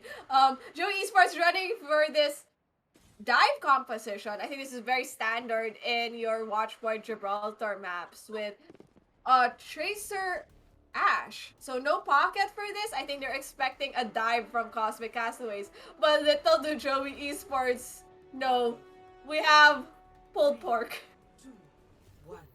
Yep. Vinny, we have pulled pork. They're going to try to teleport over, and they might... Oh, yeah, that's all they were waiting for. Train and Mini were waiting to see if they could try to get that pull on that entranceway from Joey Esports. We're unable to get it, so they'll be switching over to the Toronto Defiant one and like Overwatch 2, which actually got value. Yeah, but they'll be switching over to the Winston Diva here. I don't think we've seen a lot of mini Winston this entire time. Actually, no, we definitely have seen it. Wait, we did. Yeah, we did. We saw it on we saw it on Anubis, and I think we saw it on Numbani, which makes me realize that maybe this is why Joey Esports decided to bring them to Watchpoint Gibraltar, because thinking that this might be the weakness of Cosmic Castaways, and they could take that final match point win. But we already have Swifters trying to contest Magpolar on the cart, and the picks are going on the way on the side of Joey Esports, with Harry Styles getting that 2K. Yeah, QZ had a very good anti-nade right onto Cosmic Castaways. Cry got the worst of it, ended up falling first. QZY will die to Mini, but at the end of the day, it's going to be a one fight here for Joey Esports, and they'll keep this cart right underneath the car wash. Coming into this next fight, Pyro is building up towards his nano, and so is QZ, but QZ did die, so Pyro does have enough time to catch up, assuming he has teammates who are taking poke damage, and that's a ballsy sleep, hoping to get someone, but it does not get anyone. I mean, Cosmic Castaways is trying to set up, and that's a nade, hopefully to get Valiant. It gets Valiant. It gets Navino, who's on Monkey. Yeah, Navino Monkey, it exists. I don't know how good it is, but it exists. But still, Joey Esports doing a pretty good job on this hold right now. They're just waiting for the perfect opportunity. QZY has the Nano Boost to apply to Navino whenever they need to use it. But for Castaways, they want to try to push in. Trey eats Swifter's Pulse Bomb. That's one utility out of the way, but Cry ends up falling. QZY, however, is dead. Mini trying to bring all of the Cosmic Castaways into this room to kill all of Joey Esports, and they're doing their job pretty well, but now Cosmic Castaways have no support. Pyro and Cry are both running back from the spawner and or in the spawner right now, and Joey Esports, they're trying to come up with any sort of answer. Swifters finds the kill on the Magplar, but all of a sudden there's a tank here for the side of Cosmic Castaways, the Primaling Monkey, and Train on that Diva. Joey Esports, they are going to probably retreat for this fight, but they need to come in with a quick one very fast. Bomb comes out for Train to try and finish out the fight. Won't get any kills, but will try to force everyone back. But you see Joey Esports making the re-engage. Harry gets the kill on a Mini, and Cosmic Castaways might need to retreat from this fight. Oh yeah, coming into the next fight though, we're going to see Bob online on the side of Cosmic Castaways, which is great for, you know, creating space. That's a 7th man on the field, and Speedy does get Swifters on his way out, so that's one less pesky animal to harass your backline. And coming into this, the only thing that Joey Esports has is that Pulse Bomb and that bomb from Harry Styles, who is currently napping in the backline. Yeah, Rim also falls here to Mini. Swifter's able to eliminate Magpolar, but Speedy's Bob finds QZY as Bob is on the cart, pushing it out all the way. Swifter is able to touch the cart right before it sails into point B, into point A here, as Cosmic Castaway is trying to finish it off. Another massive ante from Pyro. These anti-days have been on point thus far for the attack and the defense, but at the end of the day, Cosmic Castaways will clean up the kills that they need. All they have left is that Bob and that Baby Diva. As I say that, Swifter, he finds 2, trying to bring it back here for Joey Esports, but now Cosmic Castaways finding the kills they need. All that's left is Swifter's on this Tracer. Navino trying to come back in on the Monkey, won't be able to use that Primal Rage in time, and now Swifters might have to bring himself back to the point, as Cosmic Castaways will cap point A. Capping point A, but Joey Esports attempted what I think is a big mistake to do on Watchpoint Gibraltar, which is staggering at that point when fight is lost, when you could just retake this high ground. They had lost QZ in that fight, and QZ is just going to be coming from spawn, so there really is no honor to keep the sustain on that high ground, which Cosmic Castaways has seen and has elected to start diving to that high ground with Mini. Mini drops extremely low as support is there from Joey Esports to try and keep Navino up. Cosmic Castaways looking for an answer here. They're just looking to try and poke it out, find the picks that they need. Keep an eye on Swifters as well. He does have his Pulse Bomb online, so it could be the difference maker here for Joey Esports. QZY has slept. That could be detrimental. He uses the Nano Boost, however, onto Navino, and he finds the kill onto Pyro. A big pick already here for Joey Esports. John Pon able to finish off Mini as well, and Joey Esports looking pretty good thus far. They do lose Rem, but at the end of the day, they'll be winning this fight in the aftermath. That's a stick by Matt Polar onto Swifters, but I think Swifters had recall, so that doesn't matter. So might have been on a maybe not a great use of ult, especially with the lost fight. Joey Esports manages to stabilize, and this is such a painful point on Gibraltar, especially if you don't snowball it. But you see Cosmic Castaways coming in with a Bob, great Space Maker, and you also have Pyro building up to this Nano, which QZ had used in the previous fight. So we'll see how Cosmic Castaways engages with this Nano, but great denial of the pulse from Swifters. Very good denial coming out there. Switcher's Pulse Bomb does not find anything. It was very interesting how it just landed there and wasn't able to get anybody. It might have just not landed or landed on the shield of Rim.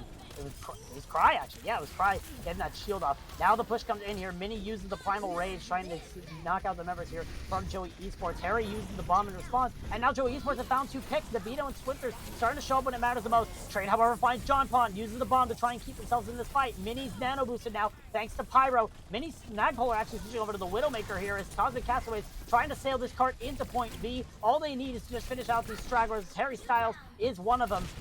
John Pond trying to come back out on the Widowmaker with the Ana, but at the end of the day, Cosmic Castaways will cap this second point. 2 minutes to try and finish out Watchpoint Gibraltar.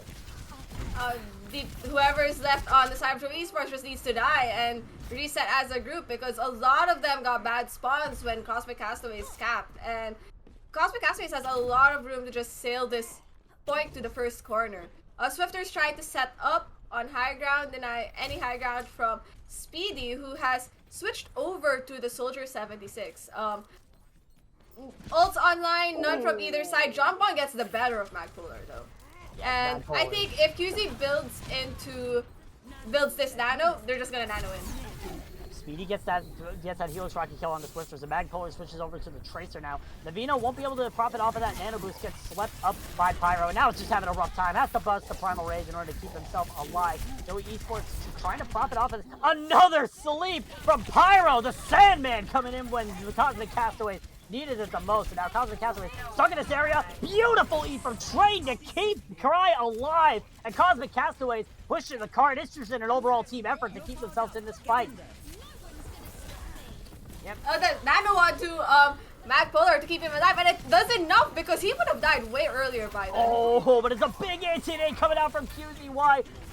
Three people caught in that, all 3 of them will fall. Speedy uses the tactical visor to try to finish it out. Cosmic Castaways looking to try and finish out Gibraltar with any sort of time they have. Train invests that bomb to try and kill everybody off, and 30 seconds in the time bank for Cosmic Castaways, but they cap Watchpoint Gibraltar. Cosmic Castaways understanding how they want to play that retake on second point. Very clean, especially with how they did the engagements, right? And, you know, the rotations of Train and Mini to stop Joey Esports from, you know, coming out from that top left doorway was really great. A train runs out of DM, he drops down, Mini just goes back up, drops a bubble, and that denies John Pond any ability to get picks as the Widowmaker in that second point defense. And there's Cosmic Castaways elected to, I guess, be on the attacking side first. I think it was them. Yes, it was. Right, they elected to be on the attacking side, and I think this was sending a message to Joey Esports more than anything, because normally you would have teams preferring the defense, but they went for an attack and finish. So that's sending a message that we're daring you to try finishing Gibraltar. And Joey Esports is going to try answering back with that with this monkey composition, and Cosmic Castaways is just responding in kind. Another monkey composition. It seems like both teams are opting in for this monkey rather than any other tank line. Yeah, be interesting to see. Joey Esports now coming out on the attack. Harry Styles on the Roadhog to start. Almost gets that hook off on the train. That could have been the difference maker immediately. Now Navino jumping up there, seeing that Mini is still on that Winston. Dynamite comes out as well from Speedy. It's just going to be a poking game until someone eventually finds a pick. You got to be careful if you are Cosmic Castaways. Swifters on this Echo has been proven to be a really good tool for Joey Esports to try and take these fights.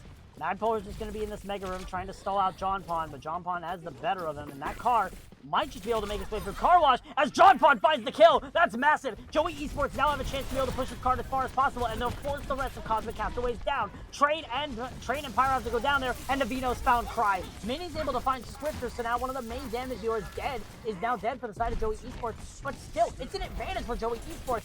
Ram tries to go in for the res, unable to get it, but Mini is dropping extremely low, barely able to keep himself up thanks to the help of Pyro.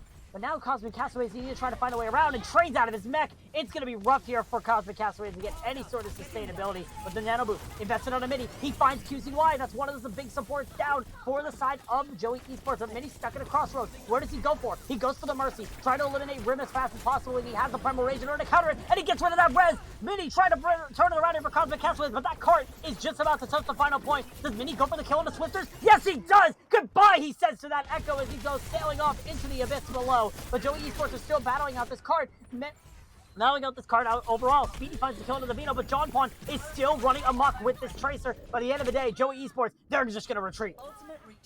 Honestly, I was looking at Mini at that one moment, thinking like, is he going to do the style part of primaling Swifters, who was already slightly off map, and chases after him, and he could have survived that last, he would have survived getting back. It's just that Swifters managed to deal a parting damage with him, and Magpolar pops a pulse bomb, but I don't think it sticks onto anyone.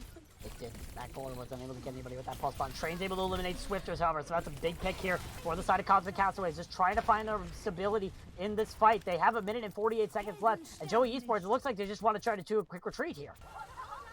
Quick retreat makes sense, but Cosmic Castaways is coming in with ults. You have 4 ults on the side of Cosmic Castaways. Spyro building towards a Nano, and Nano really builds quickly. Rem decides to pop this Valkyrie, hoping to get some push in for the team. Oh, and that's a big pick coming out from Harry Styles. Eliminates Speedy on that ass. The Bob was able to come out, however, so the 6th person is still there. Pyro gets pressured, but gets to sleep on Navino, and Mini's able to find the opposing on QZY. So really, Joey Esports, they need to try to find some big pick. There we go. Navino finds Pyro, and now Rem is now dead, however. So now Cosmic Castaways finding their momentum when it matters the most, and there are the picks all going in their favor. Navino has to try to pop that Primal Rage to get out of the fight as fast as he can, as there's only 1 minute for Joey Esports. Joey Esports really needs to disengage ASAP, because they need to be on full power when they re-engage, and they really have nothing in the bag except for John Pond's pulse bomb, and he needs to get value with this. He needs to get this onto Pyro, who has a Nano, because that Nano is gonna win it for Cosmic Castaways this next fight. Considering Cosmic Castaways has 3 ults, additionally, if Magpolar just gets QZ, that also ends the fight for Joey Esports.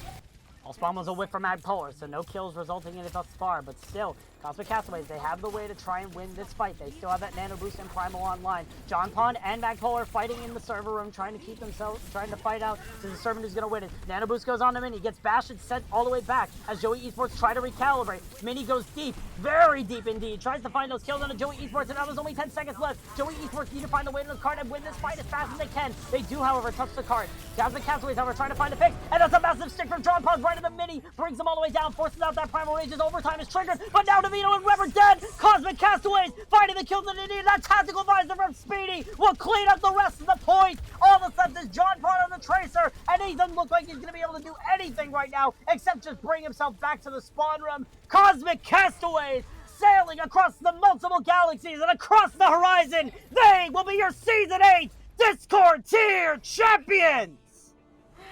Cosmic Castaways just showing that as they sail through the galaxies, they take one world at a time and one organization at a time. And at the end of the day, they come out on top, asserting that they are the best in Discord tier. But they've worked their way towards that. This was not an easy fight for Cosmic Castaways. They really had to go through, you know, the struggles of dealing initially with Joey Esports, especially when Joey Esports started attempting to counter comp them and they were struggling against the counter comp of Joey Esports. But goes to show they've learned how to adapt, just as Pirates should be, right? Just as Pirates should be, they should learn how to adapt, especially to anything that gets thrown in their way, because they only have anything but themselves and their crew. Definitely. Cosmic Castaways doing justice to the Space Pirates org, with their other team, Big Bang Buccaneers, not winning a single playoff game in 2 seasons.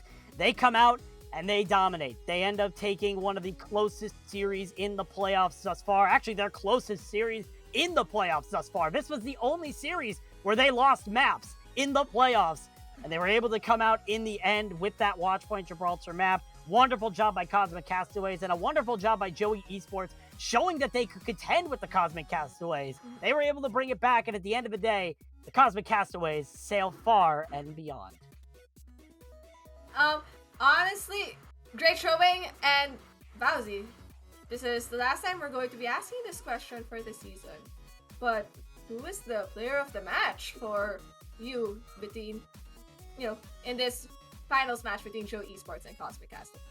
It's such a challenging thing because everybody on the side of Cosmic Castaways was so good. But honestly, if I had to give it to anybody, it has to go to Magpolar.